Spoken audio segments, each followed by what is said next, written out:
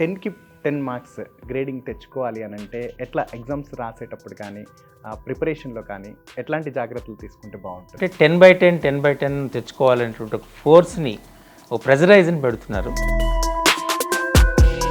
అసలు ఈ భయము టెన్షన్ పోగొట్టుకొని ఎగ్జామ్ హాల్లో ఎట్లా రాస్తే బాగుంటుంది? అంటే ఇప్పుడు అది యాక్చువల్ పోగొట్టుకోవాలంటే. అయ్యా పిల్లవాడికి ఒక క్వశ్చన్కి ఆన్సర్ ఎలా రాయాలి, అసలు ఆ క్వశ్చన్ ఏమి ఇచ్చాడు అనేటువంటిది అవగాహన చేయించాలి. అది చాలామందికి తెలియదు. ఒకే రోజులో అంత పేపర్ ఒకే రోజు పెడితే పిల్లల మీద ప్రెషర్ ఉండదు సార్? అంటే ఎట్లా? ఒక్కో రోజు ఎగ్జామ్ రాయడం అనేటువంటిది పిల్లవాళ్ళకి కష్టము అని ఒక అభిప్రాయం ఉంది. కరెక్టే. కానీ నెంబర్ ఆఫ్ క్వశ్చన్స్ ఎప్పుడైతే తగ్గాయో, పేపర్ ఇవ్వగానే పిల్లలు మేజర్గా చేయాల్సిన పని ఏంటి? అంటే ఇంతకుముందు మీరు అన్నారు టెన్షన్గా చాలామంది ఈ బిజీ రోడ్స్లో పేరెంట్స్ కానీ టీచర్స్ కానీ ఈ ఎగ్జామ్స్ రాసే బోర్డ్ ఎగ్జామ్స్ రాసే స్టూడెంట్స్ తోటి ఎలా ఉండాలి? గవర్నమెంట్ స్కూల్ చిల్డ్రన్ దాంట్లో ఒక parent, private school children parent, ఇద్దరు two different ages. Marks copying కింద బుక్ చేయడం లేకపోతే డిబార్ ఇట్లాంటివి అంటారు కదా. అవును, ఇన్ అవును. కేస్ ఇలాంటివి జరిగినప్పుడు ఏం చేస్తారు? అంటే పిల్లడి భవిష్యత్తు ఎట్లా స్టూడెంట్? ఎప్పుడు బుక్ చేస్తారంటే వాడి దగ్గర దొరికినటువంటి చిట్టీలో ఉన్న ఇన్ఫర్మేషను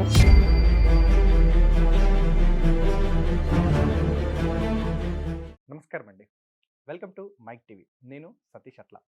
సో 10వ తరగతి రానున్న రోజులలో మార్చి 18 నుంచి మార్చి 30 వరకు నిర్వహించనున్నారు. సో ఇంతకు ముందు చూసినట్లయితే బిఫోర్ కరోనా 2020కి బిఫోర్ వచ్చేసి మనకు 11 పేపర్స్గా చాలామందికి తెలుసు. సో ఉమ్మడి ఆంధ్రప్రదేశ్లో కూడా 10వ తరగతి పరీక్షలు జరగనున్నాయి. సో మన దగ్గర ఏది ఉంటే గత సంవత్సరం వచ్చేసి 6 పేపర్లుగా నిర్వహించడం జరిగింది. మరి ప్రస్తుతానికి వచ్చేసి 7 పేపర్లుగా, అంటే ఇందులో ఫిజిక్స్ పార్ట్ 1గా, బయాలజికల్ సైన్స్ పార్ట్ 2గా నిర్వహిస్తూ ఉన్నారు. పరీక్షలు అనగానే చాలామంది కూడా అది మరి స్కూల్ టీచర్స్ పరంగా లేకపోతే పేరెంట్స్ పరంగా వ్యక్తిగతంగా, ఎందుకంటే ఇది ఒక టర్నింగ్ పాయింట్గా చెప్పొచ్చు 10వ తరగతి అనేది, ఇంటర్మీడియట్ అనేది. సో ఈ వార్షిక పరీక్షలు జరగనున్నాయి. వాటికి సంబంధించి తెలుసుకుందాం. భయం లేకుండా, అట్లాగే 10కి 10 పాయింట్స్ గ్రేడింగ్ పాయింట్స్ సంపాదించాలి అంటే ఎట్లా, యావరేజ్ స్టూడెంట్స్, డల్ స్టూడెంట్స్ కూడా మ్యాథ్స్ కానీ, ఇంగ్లీష్ కానీ, ఇంకా సైన్స్కి సంబంధించినటువంటి సబ్జెక్ట్స్లలో రాణించాలి, బెస్ట్ స్కోర్ చేయాలి అని అంటే ఎట్లా, వీటన్నిటి గురించి కూడా తెలుసుకుందాం. మన ముందున్నారు సురేష్ గారు. వారు వచ్చేసి దాదాపుగా 30 సంవత్సరాల అనుభవం, అదేవిధంగా మ్యాథ్స్ టీచర్ కూడా. తను ఈ 6th క్లాస్ నుంచి 10th క్లాస్ వరకు సంబంధించినటువంటి బుక్స్, మ్యాథ్స్కి సంబంధించినటువంటి ఏవైతే ఉన్నాయో వారు ప్రిపేర్ చేయడంలో కూడా వారు ప్రధాన పాత్ర పోషిస్తూ ఉంటారు. అట్లాగే ఎవరైతే టీచర్స్ దీనికి సంబంధించినటువంటి వాళ్ళు ఉన్నారో ట్రైనింగ్ ఇవ్వడం కావచ్చు, ఇలాంటివన్నీ కూడా వాళ్ళు చేస్తూ ఉంటారు. సుదీర్ఘ అనుభవం 30 సంవత్సరాలు ఉంది. ఓవరాల్గా 10th ఎగ్జామ్స్కి సంబంధించి అన్ని సబ్జెక్టుల గురించి ఎట్లా ఉంటుంది ఏంది అనేది తెలుసుకుందాం. సార్ నమస్కారం. సార్ నమస్తే అండి. సార్ చెప్పండి, 10th క్లాస్ ఎగ్జామ్స్ సంబంధించి తెలుసుకునే ముందు మీరు మా స్టూడియోకి విచ్చేసినందుకు ధన్యవాదాలు సార్. స్పెషల్గా 10th క్లాస్ వార్షిక పరీక్షలు రాసే స్టూడెంట్స్కి భయం లేకుండా, టెన్షన్ లేకుండా ఎగ్జామ్స్ రాయాలంటే ఎట్లాంటి జాగ్రత్తలు తీసుకోవాలి? ముందుగా 2024 మార్చ్ ఎస్ఎస్సి ఎగ్జామినేషన్ రాయబోతున్నటువంటి విద్యార్థులందరికీ మా తరపున, స్టూడియో తరపున శుభాకాంక్షలు తెలియజేస్తున్నాను. అందరూ మంచి మార్కులతో పాస్ అవ్వాలని కోరుకుంటున్నాను. సో ఈ సంవత్సరం ఎగ్జామినేషన్ పేపర్స్ అనేటువంటివి చాలా ఈజీగా ఉంటాయి. ఇది ఖచ్చితంగా, ఎందుకంటే మీ అందరికీ తెలుసు ఈ సంవత్సరం మనం కొత్త పద్ధతిలో ఎగ్జామినేషన్ కండక్ట్ చేస్తున్నాం. ముఖ్యంగా 2 అవాంతరాలు ఉంటాయనేటువంటిది ఉపాధ్యాయులు, విద్యార్థులు కూడా చెప్పారు. ఒకటి ఫిజిక్స్, బయాలజీ 2 కూడా ఒకే రోజు ఎగ్జామ్ జరగటం వల్ల విద్యార్థులు 2 సబ్జెక్టులని చదివి ఒకే రోజు రాసేందుకు చాలా ఇబ్బంది పడుతూ ఉన్నారు. ఉపాధ్యాయుల నుండి, విద్యార్థుల నుండి వచ్చినటువంటి రిక్వెస్ట్ వలన గవర్నమెంట్ దాన్ని మంచిగా ఆలోచించి 2 రోజుల్లో సెపరేట్ పేపర్స్గా కండక్ట్ చేయడం జరిగింది. ఇది ఒక శుభపరిణామం. ఓకే. సో డెఫినెట్గా ఎటువంటి టెన్షన్ లేకన్నా రాయొచ్చు. రెండవది, మనకు ఇప్పుడు ఎగ్జామినేషన్ అనేటువంటిది ఒక 10 రోజుల్లో అయిపోతున్నటువంటి ఎగ్జామినేషన్ టెన్షన్ తగ్గుతుంది. ఇప్పుడు చెప్పిన రెండవది అంటే ఎగ్జామినేషన్కి మధ్య ఒక రోజు గ్యాప్ ఉంటే పిల్లవాడు చదువుకోవడానికి ఆస్కారం ఉంటుంది అనేటువంటిది అందరి తల్లిదండ్రుల, విద్యార్థుల యొక్క అభిప్రాయం. దానికి గవర్నమెంట్ అంగీకరించింది. అందుచేతనే 7 ఎగ్జామినేషన్కి సుమారు 14 రోజులు ఎగ్జామినేషన్ కండక్ట్ చేస్తున్నారు. అంటే మార్చ్ 18th స్టార్ట్ అయ్యి మార్చ్ 30th వరకు, అంటే సుమారు 13 రోజులు ఎగ్జామినేషన్ టైం వచ్చింది. అంటే ఎగ్జామినేషన్కి ఫస్ట్ లాంగ్వేజ్కి సెకండ్ లాంగ్వేజ్కి మధ్య గ్యాప్ లేకపోయినా, తర్వాత ఇంగ్లీష్కి ఒక రోజు వచ్చింది, మ్యాథమెటిక్స్కి ఒక రోజు వచ్చింది, ఫిజికల్ సైన్స్కి 2 రోజులు వచ్చింది, బయలాజికల్ సైన్స్కి ఒక రోజు వచ్చింది, సోషల్ స్టడీస్కి ఒక రోజు వచ్చింది. అంటే పిల్లవాడు ఎగ్జామినేషన్ అయిపోయినట్టే నెక్స్ట్ డే నాడు ప్రిపేర్ అవ్వాల్సినటువంటి ఆ టెన్షన్ లేకుండా ఇంకొక రోజు ఉంటుంది కాబట్టి జాగ్రత్తగా ప్రిపేర్ అయ్యి మంచి మార్కులు తెచ్చుకునే ఆస్కారం ఉంటుంది. ఇది the positive sign for the coming children. Okay sir. అంటే ఎట్లా సార్, ఇంతకుముందు ఎగ్జామ్ ప్యాటర్న్కి ఇప్పటికి డిఫరెన్స్కి చెప్తూ ఉన్నారు కదా సార్. అంటే ఈ 10కి 10 మార్క్స్ గ్రేడింగ్ తెచ్చుకోవాలి అని అంటే ఎట్లా ఎగ్జామ్స్ రాసేటప్పుడు కానీ ప్రిపరేషన్లో కానీ ఎట్లాంటి జాగ్రత్తలు తీసుకుంటే బాగుంటుంది? సో యాక్చువల్గా ఏంటంటే ఇప్పుడు మనం పేరెంట్స్ కానీ కార్పొరేట్ కాలేజెస్ కానీ స్కూల్స్ కానీ కొంతమంది ఏం చేస్తున్నారంటే 10/10 తెచ్చుకోవాలనేటువంటి ఒక ఫోర్స్ని, ఒక ప్రెజరైజ్ని పెడుతున్నారు. ఇప్పుడు అంటే మేము చదువుకున్నప్పుడు వాళ్ళు 10/10 తెచ్చుకోవాలనుకుంటే అది చాలా కష్టం. కానీ ఇప్పుడు 10/10 తెచ్చుకోవటం చాలా సులభం.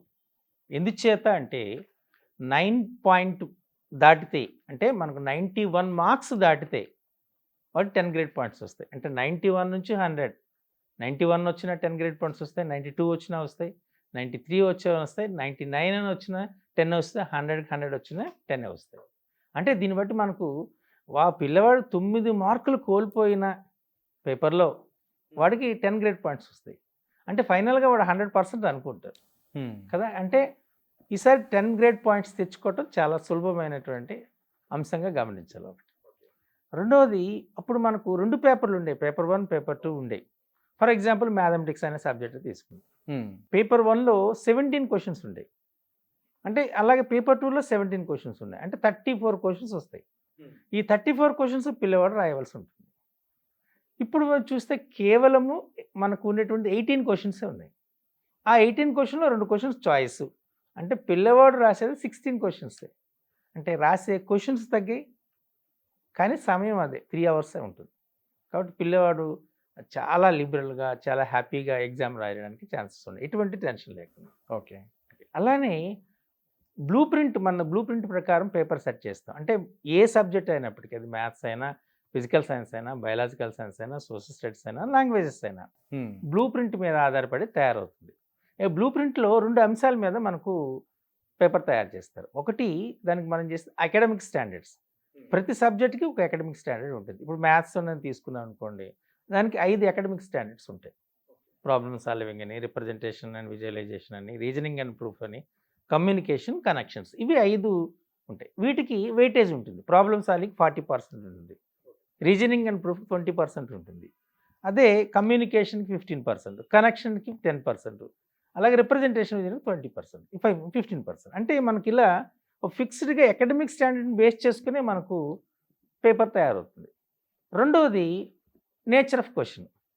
అప్పుడు అంటే 2019కి ముందు మనకు ఎలా ఉండేదంటే 1 పేపర్ మనం కండక్ట్ చేసినా అప్పుడు మనకు ఉన్నటువంటి ఇది ఎలా ఉండేది, 1 mark question, 2 marks question, 4 marks question ఉండేది.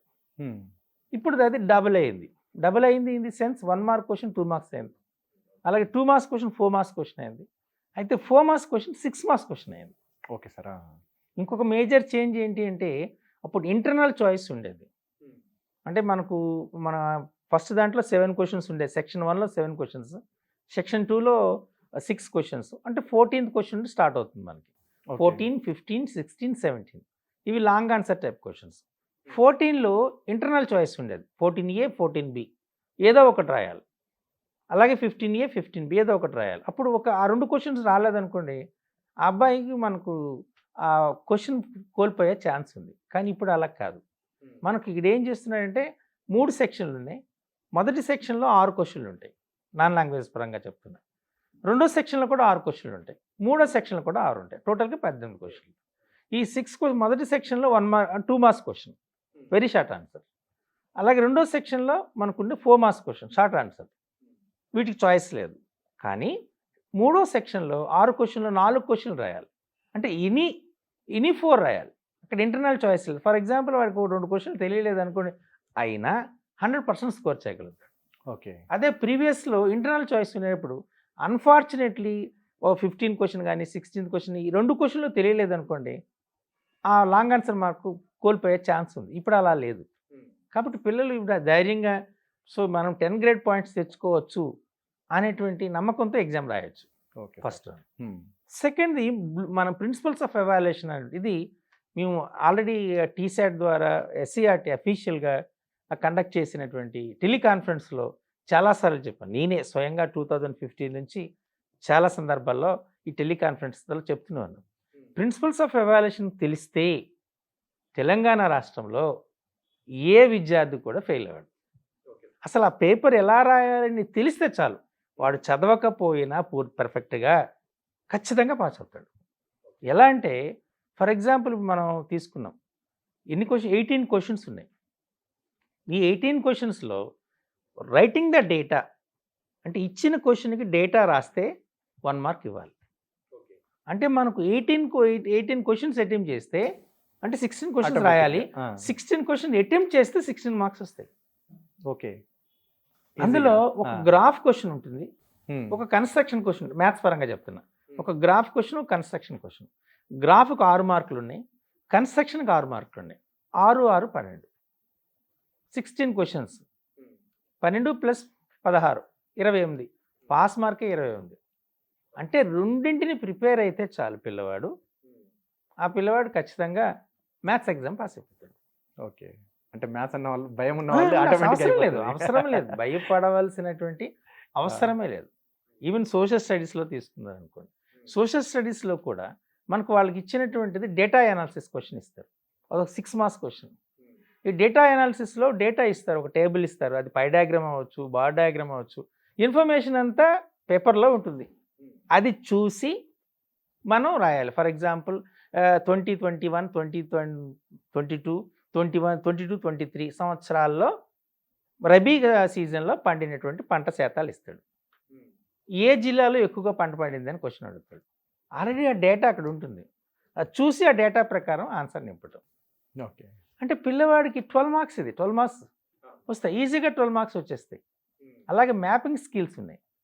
ఈ మ్యాపింగ్ స్కిల్స్లో మనకు సోషల్ స్టడీస్ తీసుకున్నారనుకోండి, మ్యాపింగ్ స్కిల్స్ అంటే మనకు టోటల్గా 4 పార్ట్స్ ఉంటాయి. 4 పార్ట్స్లో జాగ్రఫీ, ఎకనామిక్స్ కలిపి పార్ట్ 1, అలాగే హిస్టరీ, పొలిటికల్ సైన్స్ ఈ పార్ట్ 2. ఈ జాగ్రఫీ, ఎకనామిక్స్ ఈ రెండింటి నుండి ఒక మ్యాప్ వస్తుంది, జనరల్గా ఇండియా మ్యాప్ వస్తుంది అక్కడ. అలాగే హిస్టరీ అండ్ పొలిటికల్ సైన్స్ నుండి వరల్డ్ మ్యాప్ వస్తుంది. ఈ 2 మ్యాప్ని సాల్వ్ చేస్తే ఆ పిల్లడికి 12 మార్క్స్ వస్తాయి. అంటే అక్కడ ఒక 12 వస్తే ఇక్కడ 12 మార్క్స్ వస్తాయి, అంటే 24 అయిపోయింది ఆల్రెడీ. అలాగే కాంటెంపరీ ఇష్యూ మీద క్వశ్చన్ వస్తుంది. Okay sir. అంటే సమకాలీన పరిస్థితుల మీద అంశాలపైన క్వశ్చన్ వస్తుంది. జనరల్గా ప్రతి పిల్లడు దాన్ని టెక్స్ట్ బుక్లో తీసి కంఠస్థ పెట్టి మరి మెమరైజ్ చేయవలసిన పని లేదు. రోజు వింటున్న దాన్ని ప్రజెంట్ జరిగినటువంటి అసెంబ్లీ ఎన్నికలపైన ఒక విశ్లేషణ అడిగాడు అనుకోండి, ఓకే చెప్పచ్చు. లేదా రీసెంట్గా రామాలయాన్ని ప్రారంభోత్సవం చేస్తారు, 370 ఆర్టికల్ రద్దు చేశారు. సో ఇటువంటి కాంటెంపరీ ఇష్యూస్ పైన క్వశ్చన్ వస్తుంది. సో పిల్లవాడికి అది ఆల్రెడీ వింటాడు, చాలాసార్లు వినుంటాడు, టీవీ ద్వారా చూస్తుంటాడు, పిల్లలతో చర్చ చేస్తుంటాడు, క్లాస్ రూమ్లో డిస్కషన్ జరిగి ఉంటుంది. సో దానిపైన ఆయన ఆన్సర్ రాయగలిగేటువంటి సామర్థ్యం ఉంటుంది. 100% రాయలేకపోవచ్చు, కానీ అట్లీస్ట్ 60 to 70% పిల్లవాడు ఈజీగా రాస్తాడు.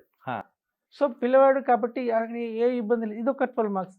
అంటే ఇలాగ మనకు ప్రతి సబ్జెక్ట్లో కూడా ఈ విధంగా ఉన్నాయంట. ప్రతి సబ్జెక్ట్లో. అలానే ఇప్పుడు బయాలజికల్ సైన్స్ కానీ ఫిజికల్ సైన్స్ తీసుకున్నారనుకోండి, ఒక పిక్చర్, అదొక 6 మార్క్స్ క్వశ్చన్ గ్యారంటీ. అది ఒక డయాగ్రామ్ గీయాలి, ఆ డయాగ్రామ్ కానీ లేక స్ట్రక్చర్ కానీ గీయాలి, అది దానికి లేబులింగ్ చేయాలి. సో ఖచ్చితంగా పిల్లడు చేస్తాడు. ఓకే. ఇప్పుడు బయాలజికల్ సైన్స్ తీసుకున్నారనుకోండి, 1 to చాలా చాప్టర్స్ ఉన్నాయి, కానీ 1 to 6 చాప్టర్స్లో మాత్రమే ఎక్స్పెరిమెంట్స్ ఉన్నాయి. కాబట్టి ఖచ్చితంగా అటు మనకి యాక్చువల్గా బయాలజికల్ సైన్స్ తీసుకున్నారనుకోండి, సెక్షన్ 1, సెక్షన్ 2, సెక్షన్ 3 ఉన్నాయి. సెక్షన్ 1లో 3 క్వశ్చన్స్ ఉంటాయి, సెక్షన్ 2లో 3 క్వశ్చన్స్ ఉంటాయి, సెక్షన్ 3లో కూడా 3 క్వశ్చన్స్ ఉంటాయి. 3 క్వశ్చన్స్లో 2 క్వశ్చన్స్ రాయాలి. అయితే సెక్షన్ 1, సెక్షన్ 3లో ఈ ఎక్స్పెరిమెంట్ అనేది ఖచ్చితంగా క్వశ్చన్ వస్తుంది. Okay sir. సెక్షన్ 1లో వెరీ షార్ట్ ఆన్సర్ టైప్లో ఎక్స్పెరిమెంట్ తీసుకున్నారనుకోండి, దానికి కావాల్సిన మెటీరియల్ ఏంటి, లేదా ఆ ఎక్స్పెరిమెంట్ చేస్తున్నప్పుడు మీ యొక్క అబ్జర్వేషన్ ఏంటి అంటూ క్వశ్చన్ వస్తుంది. సో రెగ్యులర్గా అది రాయడం చాలా పిల్లవాడికి చాలా ఈజీ. అదే లాంగ్ ఆన్సర్ టైప్లో అనుకోండి, ఎక్స్పెరిమెంట్ క్వశ్చన్ వస్తుంది, ప్రొసీజర్ ఏంటి అని అడుగుతాడు. ఆ ఎక్స్పెరిమెంట్ యొక్క ప్రొసీజర్ ఏంటి అంటే 1 to 6 చాప్టర్స్ మంచిగా చదువుకుంటే పిల్లవాడు బయాలజికల్ సైన్స్ కానీ ఫిజికల్ సైన్స్ కానీ ఈ రెండు కూడా చాలా ఈజీగా స్కోర్ చేసేటటువంటి ఛాన్సెస్ ఉన్నాయి. ఇలా ఏ సబ్జెక్టు తీసుకున్నా ఆ పిల్లవాడికి పాస్ మార్క్ అయితే ఖచ్చితంగా వస్తుంది. కాబట్టి ఎవరు భయపడకుండా ఎగ్జామినేషన్ని హ్యాపీగా ఫీల్ అయ్యి ఎంజాయ్ చేస్తూ ఎగ్జామ్ రాయొచ్చు. ఓకే. అంటే చాలా మందికి ఇప్పుడు ఎగ్జామ్స్ అనగానే ఈవెన్ స్టూడెంట్స్ కంటే పేరెంట్స్ కూడా ఎక్కువ భయపడుతూ ఉంటారు. కొంతమంది విషయంలో అయితే టీచర్స్ కూడా టెన్షన్ పడుతూ ఉంటారు. అరే ఈ పిల్లాడు ఎంత సంవత్సరం నుంచి ఇదవుతున్నా కూడా డల్గా ఉంటాడు, ఎందుకంటే మళ్ళీ వాళ్ళకి ప్రీ ఫైనల్ ఎగ్జామ్స్ కూడా ఉన్నట్టు రానున్న రోజుల్లో. సో అసలు ఈ భయము టెన్షన్ పోగొట్టుకొని ఎగ్జామ్ హాల్లో ఎట్లా రాస్తే బాగుంటుంది అంటే పోగొట్టుకోవాలి? అయ్యా ఇప్పుడు మనకి ఒక టీచర్లకి ఎస్పెషల్లీ మా పిల్లలకు కాకుండా ఇది టీచర్లకి ఇస్తున్న అడ్వైజ్ అండి. జనరల్గా ఏంటంటే పిల్లవాడికి ఒక క్వశ్చన్కి ఆన్సర్ ఎలా రాయాలి, అసలు ఆ క్వశ్చన్ ఏమి ఇచ్చాడు అనేటువంటిది అవగాహన చేయించారు.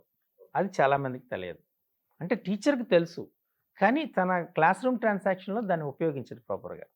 ఇప్పుడు మన సబ్జెక్ట్ వైజ్ మళ్ళీ వెళ్దాం, మ్యాథమెటిక్స్ తీసుకుందాం. మ్యాథ్స్లో కన్స్ట్రక్షన్ ఇస్తారు, ఒక క్వశ్చన్ ఖచ్చితంగా వస్తుంది. కన్స్ట్రక్షన్ అంటే మనకు ఉన్నటువంటిది చాప్టర్లో 10th క్లాస్లో 2 చాప్టర్లు ఉన్నాయి.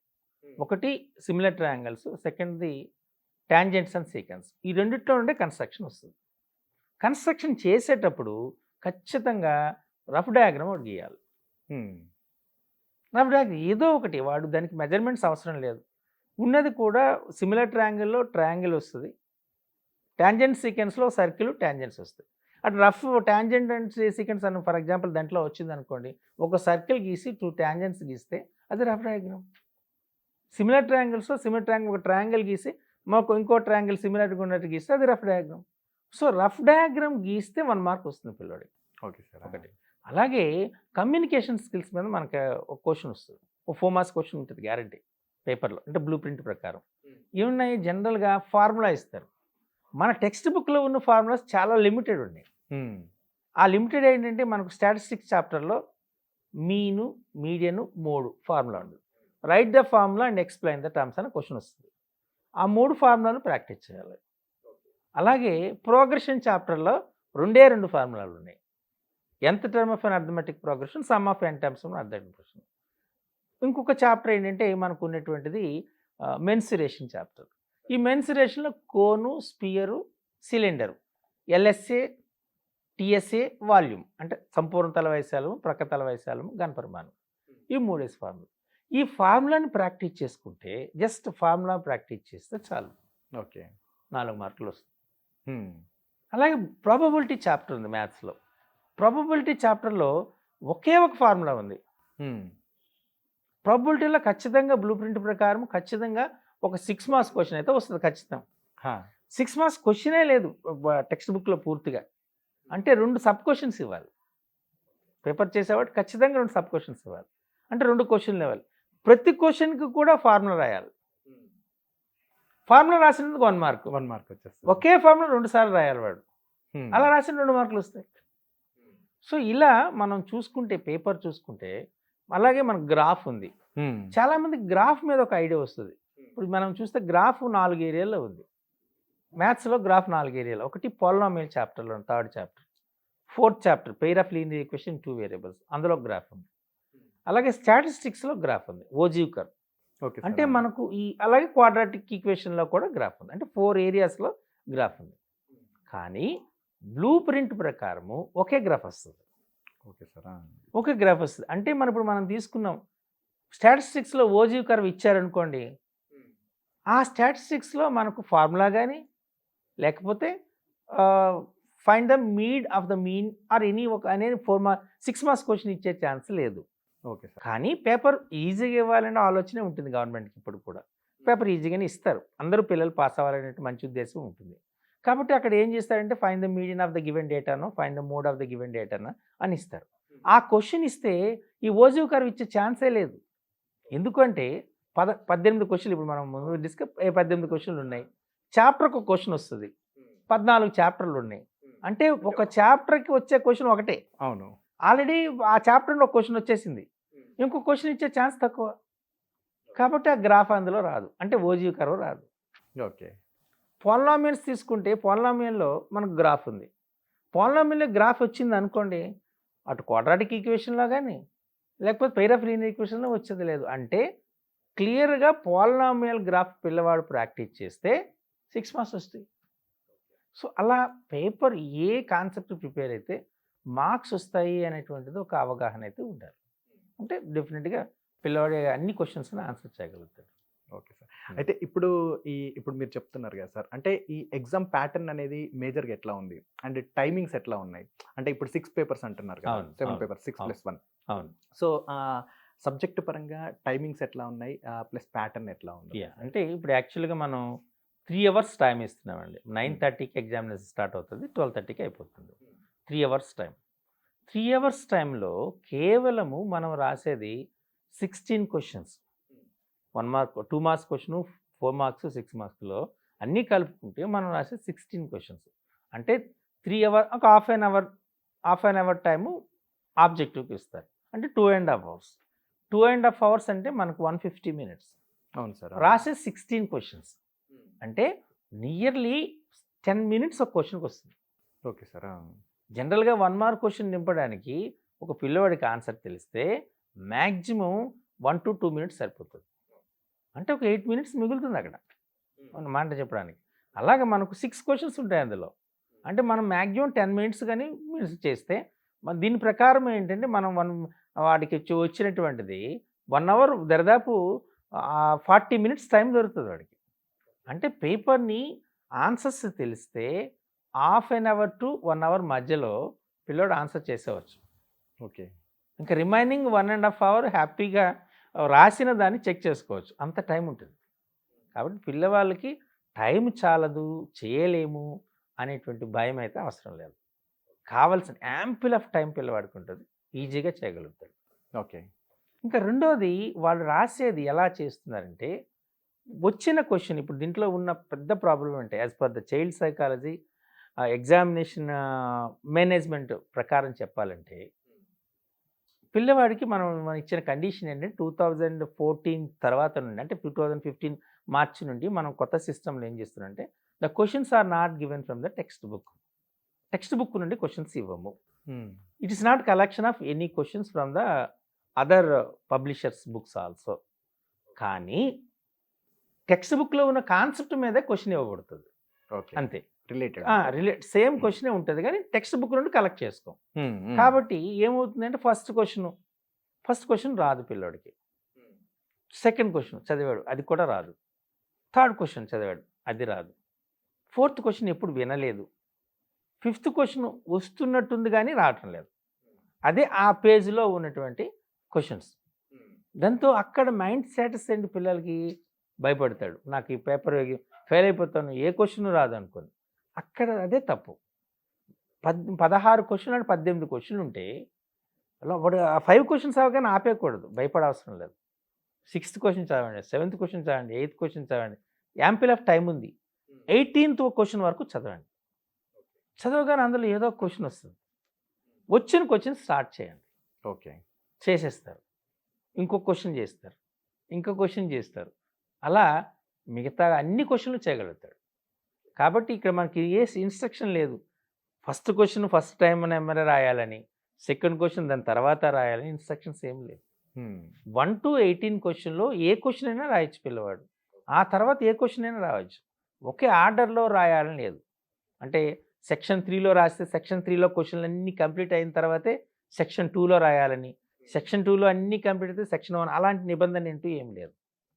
కాబట్టి సెక్షన్ 3లో క్వశ్చన్ రాసిన తర్వాత సెక్షన్ 1లో రాయొచ్చు, సెక్షన్ 1లో రాసిన తర్వాత సెక్షన్ 2లో రాయొచ్చు.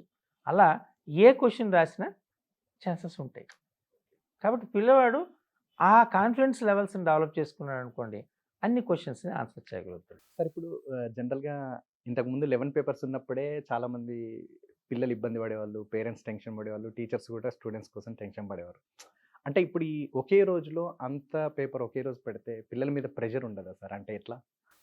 యాక్చువల్గా అంటే ఇది ఒక అభిప్రాయం ఉందండి మా దాంట్లో.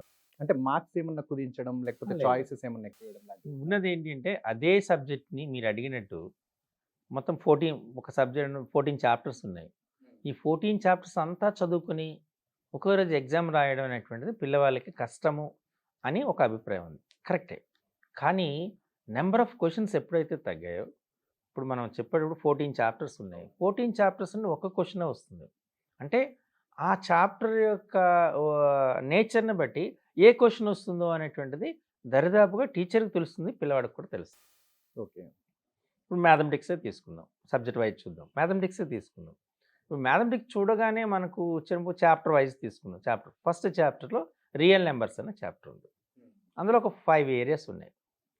ప్రైమ్ ఫ్యాక్టరైజేషన్ అని ఒకటి ఉంది, ఎల్సిఎం, హెచ్సిఎఫ్ అని ఉంది, యూక్లిడ్ లెమ్మా అని ఉంది, అలాగే show that the given number is irrational number అని ఉంది, లాగరిథం అని ఉంది.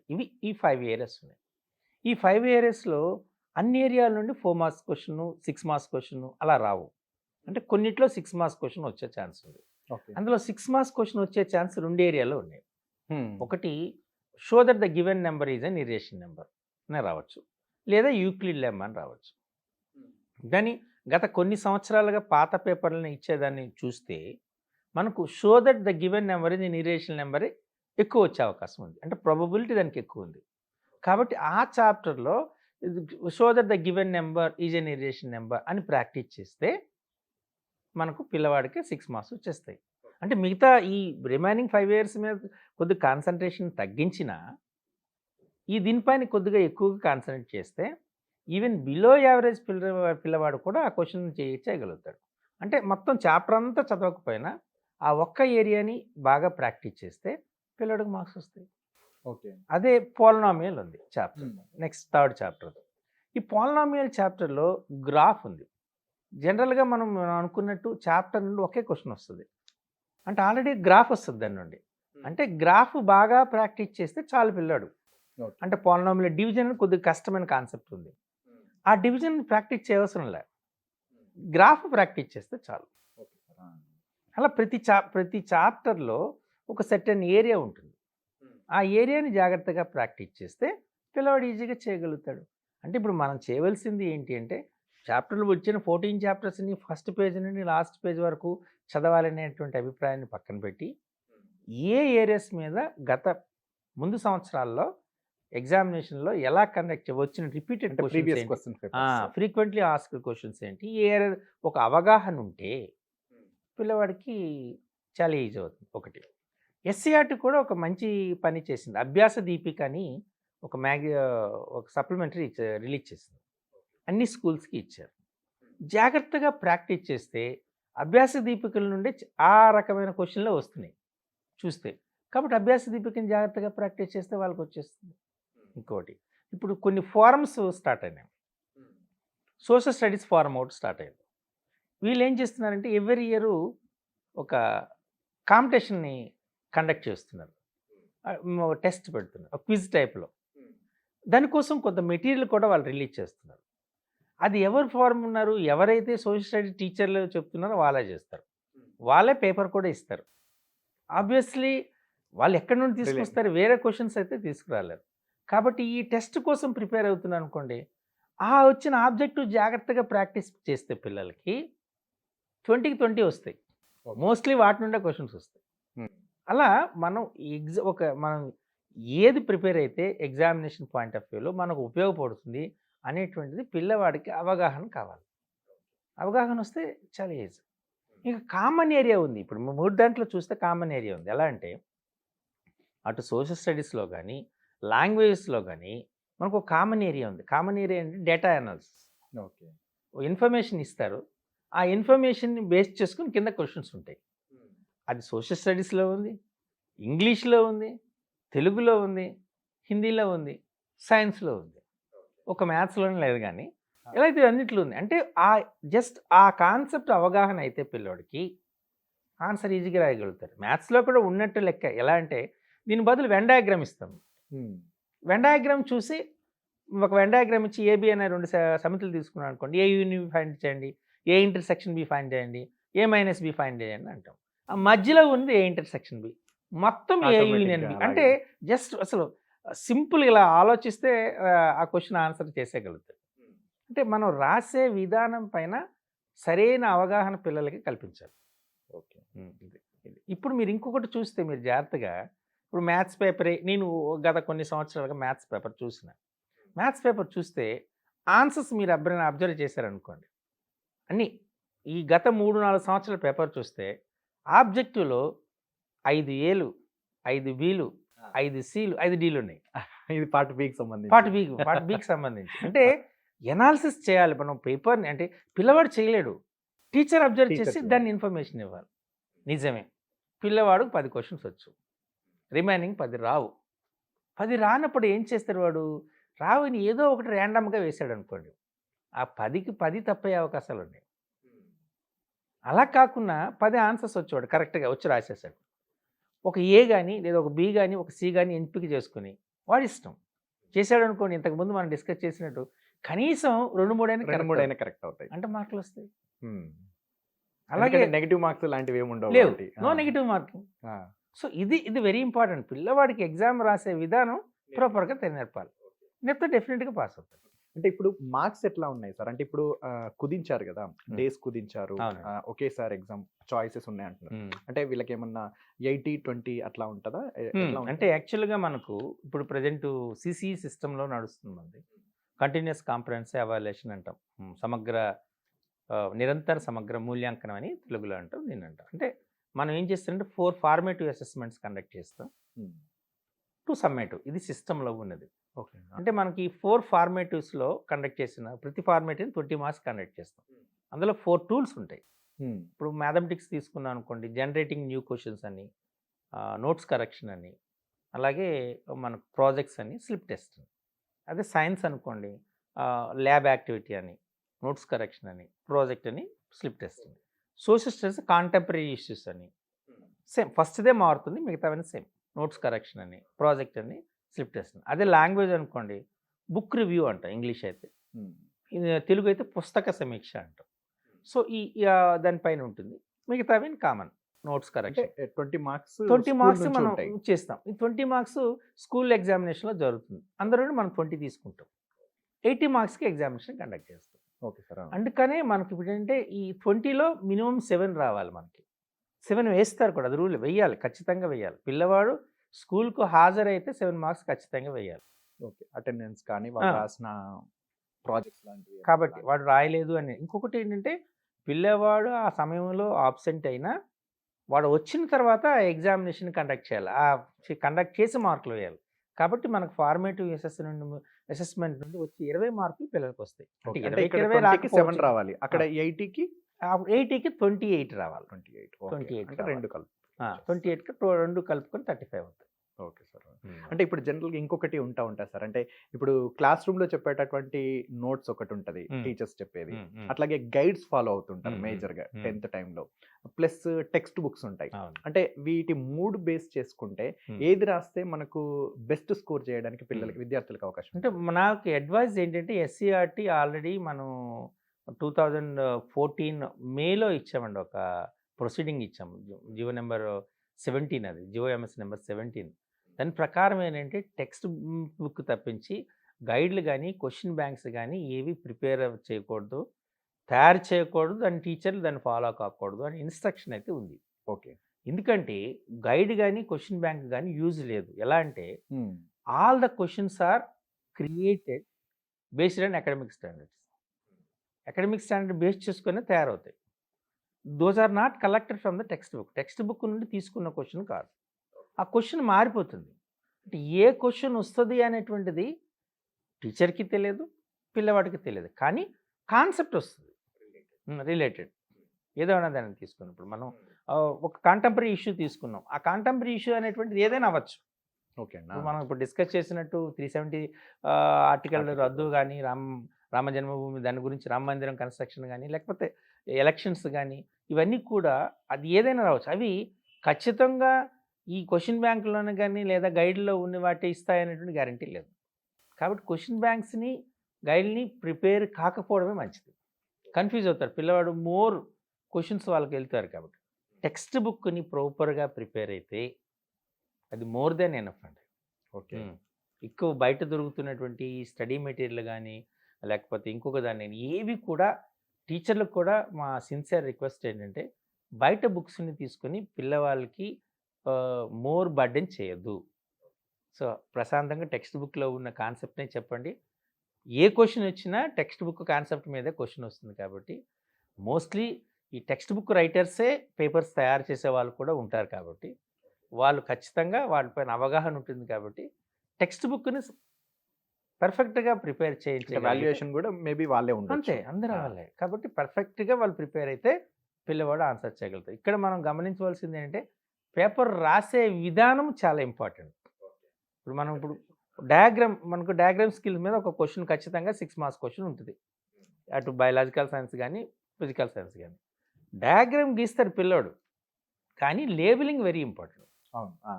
మనం దాని మీద కాన్సన్ట్రేట్ చేయాలి. పిల్లవాడు మర్చిపోతాడు లేబులింగ్ అని. మ్యాథ్స్లో ఉంది గ్రాఫ్ గీస్తాడు, గ్రాఫ్ గీస్తే యూనిట్స్ రాయాడు. On X axis 1 centimetre equal 1 unit, on Y axis అది రాయాలి ఖచ్చితంగా. అది 1 మార్క్. అది ఇంకా మినిమం ఏంటంటే మనం అసలు సబ్జెక్ట్ని ఎస్పెషల్లీ 10th క్లాస్ని సబ్జెక్ట్ చెప్పటం చాలా ఈజీ అండి. అసలు పిల్లవాడు ఇంక 6th 7th 8th 9th ఇంకేమైనా ఇబ్బంది పడవచ్చేమో కానీ 10th చాలా ఈజీ సిలబస్ పరంగా. ఎందుకంటే as a text book writer from 6th to 9th కాబట్టి నాకు తెలుసు. మనం వచ్చేటప్పుడు దాని డిఫికల్టీ లెవెల్ 10thకి వచ్చినప్పుడు దరిదాపుగా తగ్గించేసాం. 6thలో కొద్దిగా డిఫికల్ట్ ఉండొచ్చు, 7thలో కొద్దిగా బిల్డప్ అవ్వచ్చు, 8thలో కాస్త ఎక్కువ ఉండొచ్చు, కానీ 9thకి వచ్చినప్పుడు మళ్ళీ తగ్గింది. అది 10thకి వచ్చినప్పుడు పూర్తిగా సబ్సిడీ అయింది. సో 10th క్లాస్ అనేది చాలా సింపుల్గా ఉంటుంది, ఏ సబ్జెక్ట్ అయినా. కాబట్టి 10th క్లాస్ పిల్లడు చదువుకోవడం కూడా ఈజీ, రాయడం కూడా ఈజీ. కానీ మనం ఎందుకో ఏం చేస్తామంటే 10thని ఎక్కువగా మోర్ మ్యాగ్నిఫై చేసి డిఫికల్ట్ అవుతుంది అనేటువంటి ఒక రకమైనటువంటి ఫోబియాని డెవలప్ చేస్తున్నాం కాబట్టి పిల్లవాడు కష్టం అవుతుంది. కానీ లేకపోతే చాలా ఈజీ. మీకు ఇప్పుడు చెప్పేటట్టు జస్ట్ మీకు ఇదే ఎగ్జాంపుల్. మనకు ప్రతిదానికి డేటా ఉంటుంది. మ్యాథ్స్లో డేటా అన్నాం, డయాగ్రామ్ ఇచ్చాడండి, డయాగ్రామ్ని యాజ్ ఇట్ ఈస్గా కాపీ చేశాడు, అది డేటా. సాల్వ్ ద ఈక్వేషన్స్ అని ఇచ్చాం, ఆ 2 ఈక్వేషన్ కాపీ చేస్తే అది data. Find the median of the data అని మనం ఒక టేబుల్ ఇచ్చాడు, అడ్డగా ఇచ్చిన వాడు నిలువుగా రాస్తే అది డేటా. కన్స్ట్రక్షన్ రఫ్ డయాగ్రామ్ ఇస్తే డేటా. గ్రాఫ్ తీసుకున్నారు, గ్రాఫ్కి యూనిట్స్ రాస్తే డేటా. ఇలా ప్రతిదానికి డేటా రాస్తే 1 మార్క్ పిల్లవాడికి ఈజీగా వస్తుంది. ఈవెన్ ఇప్పుడు మన సోషల్ స్టడీస్లో తీసుకున్న, సోషల్ స్టడీస్లో కూడా ఉన్నాయి స్లోగన్ రాయటం, లెటర్ రాయటము, పాంప్లెట్ ప్రిపేర్ చేయటం, ఈ లాంగ్వేజ్లో కూడా ఉన్నాయి. ఇవన్నీ కూడా యాజ్ సింపుల్గా పిల్లవాడు తయారు చేయగలుగుతాడు. Okay sir. కాబట్టి వీటిని మనం ఏ ఏరియా మీద పిల్లవాడు ఇక్కడ మన sincere request to all the teachers ఏంటంటే అందరినీ కామన్గా ఓ పబ్లిక్ మీటింగ్లా చెప్పినట్టు లెసన్ చెప్పకూడదు. పిల్లవాడు ఏ ఏరియాలో బాగా చేయగలుగుతున్నాడు, కొంతమంది గ్రాఫ్ బాగా గీయగలుగుతారు, కన్స్ట్రక్షన్ చేయగలుగుతారు, ఆ పిల్లాడికి వాటిపైన కాన్సన్ట్రేట్ చేయండి. ఆ 2 కాస్త ఇంట్రెస్ట్ ఉంటారో వాటి మీద ఎక్కువ ఫోకస్ చేయండి. ఆ ఏరియాని చేయించండి. అక్కడ వస్తే ఆ 6 12 మార్క్స్ వాడికి ఈజీగా వచ్చేస్తాయి. ఓకే. సో డెఫినెట్గా ఏ ఏరియా చేస్తాడో ఆ ఏరియా మనం ఫోకస్ చేస్తే ఖచ్చితంగా he feels happy. At the same time నేను చేయగలుగుతాను అనే నమ్మకాన్ని కలిగించగలిగితే పిల్లవాడికి ఖచ్చితంగా ఎగ్జామ్ పాస్ అవుతాడు. సార్ ఇప్పుడు క్వశ్చన్ పేపర్ అనలైజేషన్ మీరు ఇంతకుముందు చెప్పారు కదా సార్. జనరల్గా స్టూడెంట్ ఎగ్జామ్ హాల్లోకి వెళ్తారు సార్. వెళ్ళగానే అసలు క్వశ్చన్ పేపర్ ఇవ్వగానే వాళ్ళు మొదటగా చేయాల్సిన పని ఏంటి? జనరల్గా టెన్షన్ పడుతూ ఉంటారు, భయపడతా ఉంటారు, ఇవన్నీ ఉంటాయి. ఎందుకంటే ఫస్ట్ టైం ఇట్లా ఎగ్జామ్కి వెళ్తున్నారు. ఇంతకు ముందు ఫస్ట్ 7th క్లాస్లో కొంచెం వాళ్ళకి అలవాటు ఉండేది, బోర్డ్ ఎగ్జామ్ 7th తీసేశారు. సో ఇప్పుడు ఫస్ట్ టైం ఇట్లాంటి యాన్యువల్ ఎగ్జామ్కి వెళ్తున్నారు. సో పేపర్ ఇవ్వగానే పిల్లలు మేజర్గా చేయాల్సిన పని ఏంటి? అంటే ఇంతకుముందు మీరు అన్నారు ఫస్ట్ ఒకసారి అన్ని చదువుకొని వచ్చిన దాన్ని ముందు రాయాలి, అసలు ఇయ్యగానే ఏం చేయాలి? అంటే యాక్చువల్గా ఇది ఎగ్జామినేషన్ మేనేజ్మెంట్ అంటారండి. ఇది ఖచ్చితంగా తెలియాలి పిల్లలందరికీ. క్లాస్ రూమ్కి వెళ్ళగానే ముందు ఏంటంటే ఎగ్జామినేషన్ హాల్కి ఒక 1/2 అవర్ ముందుగానే వెళ్ళాలి. టెన్షన్గా చాలామంది ఈ బిజీ రోడ్స్లో, ఈ ట్రాఫిక్లో నిక్ ఆఫ్ ద మూమెంట్ వరకును ఈ వెళ్ళకుండా 9:30కి ఎగ్జామ్ అంటే 9:25, 9:27, 9:29 వరకు కూడా హాల్ వరకు వెళ్ళకుండా టెన్షన్గా వచ్చి అక్కడ వాళ్ళు ఆపి ఈ మన హాల్ టికెట్ని వెరిఫై చేసి వీళ్ళకి టెన్షన్ బిల్డప్ అవుతుంది. ఎప్పుడైతే టెన్షన్ బిల్డప్ అవుతుందో వాడు బ్రెయిన్ ప్రాపర్గా సపోర్ట్ చేయదు. సో కాబట్టి అటువంటిది లేకున్నా వాళ్ళు ఎగ్జామ్ రాయబోతున్నారు కాబట్టి సింపుల్గా ఒక హాఫ్ అన్ అవర్ ముందు 9:30 అంటే 9 హాల్లోకి వెళ్ళేటట్టుగా ఉండగలిగితే వెళ్ళి కూర్చుని రిలాక్స్గా కూర్చోవాలి. జాగ్రత్తగా పరిసరాలన్నింటినీ అబ్జర్వ్ చేయాలి అందరినీ. ఒకసారి హాల్ కూడా ఎగ్జామినేషన్ హాల్ కూడా ఒకసారి చూసేసేయాలి. ఎందుచేత అంటే సైకాలజీలో రెడ్ ఇంటిగ్రేషన్ అని ఒకటి ఉంటుంది, కాన్సెప్ట్ ఉంది. అంటే ఏదైనా ఒక పిక్చర్ అక్కడ చూశాడు అనుకోండి, అంటే ఇప్పుడు మన ఎగ్జామ్ రాస్తున్నాం, ఒక క్వశ్చన్ రాలేదు, మనకు ఆలోచిస్తూ పైకి చూసాం అలా, అక్కడ ఏదో ఒక పిక్చర్ కనబడింది. అప్పుడు మన మైండ్ అన్కాన్షియస్గా ఎలా వెళ్తుందంటే ఈ పిక్చర్ని ఎక్కడో నేను చూశాను, ఇది ఎక్కడో దగ్గర ఉంది అనేటువంటి దానికి లింక్ అవుతుంది. అక్కడ ఏమవుతుందంటే ఈ ఆలోచన మేఘాలు అలా వెళ్ళిపోతుంటాయి, ఇది ఎక్కడ చూశాను అంటూ మనం దాని గురించి ఆలోచించడం స్టార్ట్ చేస్తాం. కాబట్టి అందుకు చేత ఏం చేయాలంటే ఫస్ట్ మనం ఎగ్జామినేషన్ హాల్లోకి వెళ్ళి మొత్తం అన్నీ ఒకసారి చూసేస్తే మనం ఎగ్జామ్ మధ్యలో చూసినా దాని మీద మనకి ఎటువంటి ఇంపాక్ట్ ఉండదు. కాబట్టి ఫస్ట్ అన్నీ అబ్జర్వ్ చేసేసేయాలి. This is very very important. ఆ తర్వాత రిలాక్స్గా కూర్చుని కళ్ళు మూసుకొని ఒక 2 నిమిషాలు రిలాక్స్గా కూర్చుని ఎగ్జామ్ స్టార్ట్ చేసుకోవాలి. క్వశ్చన్ పేపర్ ఇవ్వగానే వాళ్ళు ఏం చేస్తారంటే ఫస్ట్ ఓఎంఆర్ షీట్ ఇస్తారు. ఓఎంఆర్ షీట్లో part A, part B, part C అని 3 అంశాలు ఉంటాయి. పార్ట్ ఏలో మన యొక్క పర్సనల్ ఇన్ఫర్మేషన్ ఉంటుంది.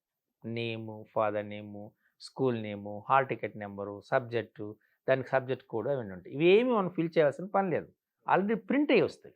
జస్ట్ చూసి కరెక్ట్ ఉన్నాయా లేదో చేసుకోవాలంటే. అందులో ఉన్న 4 పార్ట్సే మనం నింపాలి. ఏంటి అంటే ఒకటి మనకు ఆన్సర్ బుక్లెట్ ఒక 3 డిజిట్ నెంబర్ ఇస్తారు.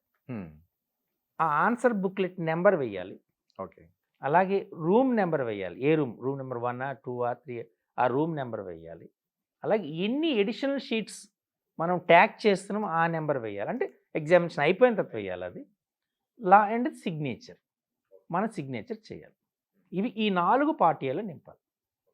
పార్ట్ బిలో ఓన్లీ మళ్ళీ అగైన్ ఎన్ని ఎడిషనల్ షీట్స్ ఫిల్ చేస్తున్నాం అది వేయాలి. పార్ట్ సి అసలు టచ్ చేయకూడదు, ఎందుకంటే మార్క్స్ వేస్తారు దాంట్లో, మన పని కాదు. అంటే మన పిల్లవాడు పార్ట్ ఏ, పార్ట్ బినే చేయాలి అంతే.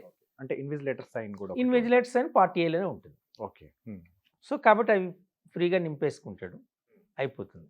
తొందరపడి ఫాస్ట్గా మనకు తెలియని పని ఒక డౌట్ ఉంటే ఇన్విజిలేటర్ సహాయంతో ఇది ఏంటి అని అడిగి నింపాలి. ఎందుకంటే అది నీ ఓవర్ రైటింగ్ కానీ చేయడం కానీ అలాంటివి చేయకూడదు, ఎందుకు స్కాన్ అవుతుంది కాబట్టి ఓఎంఆర్ షీట్.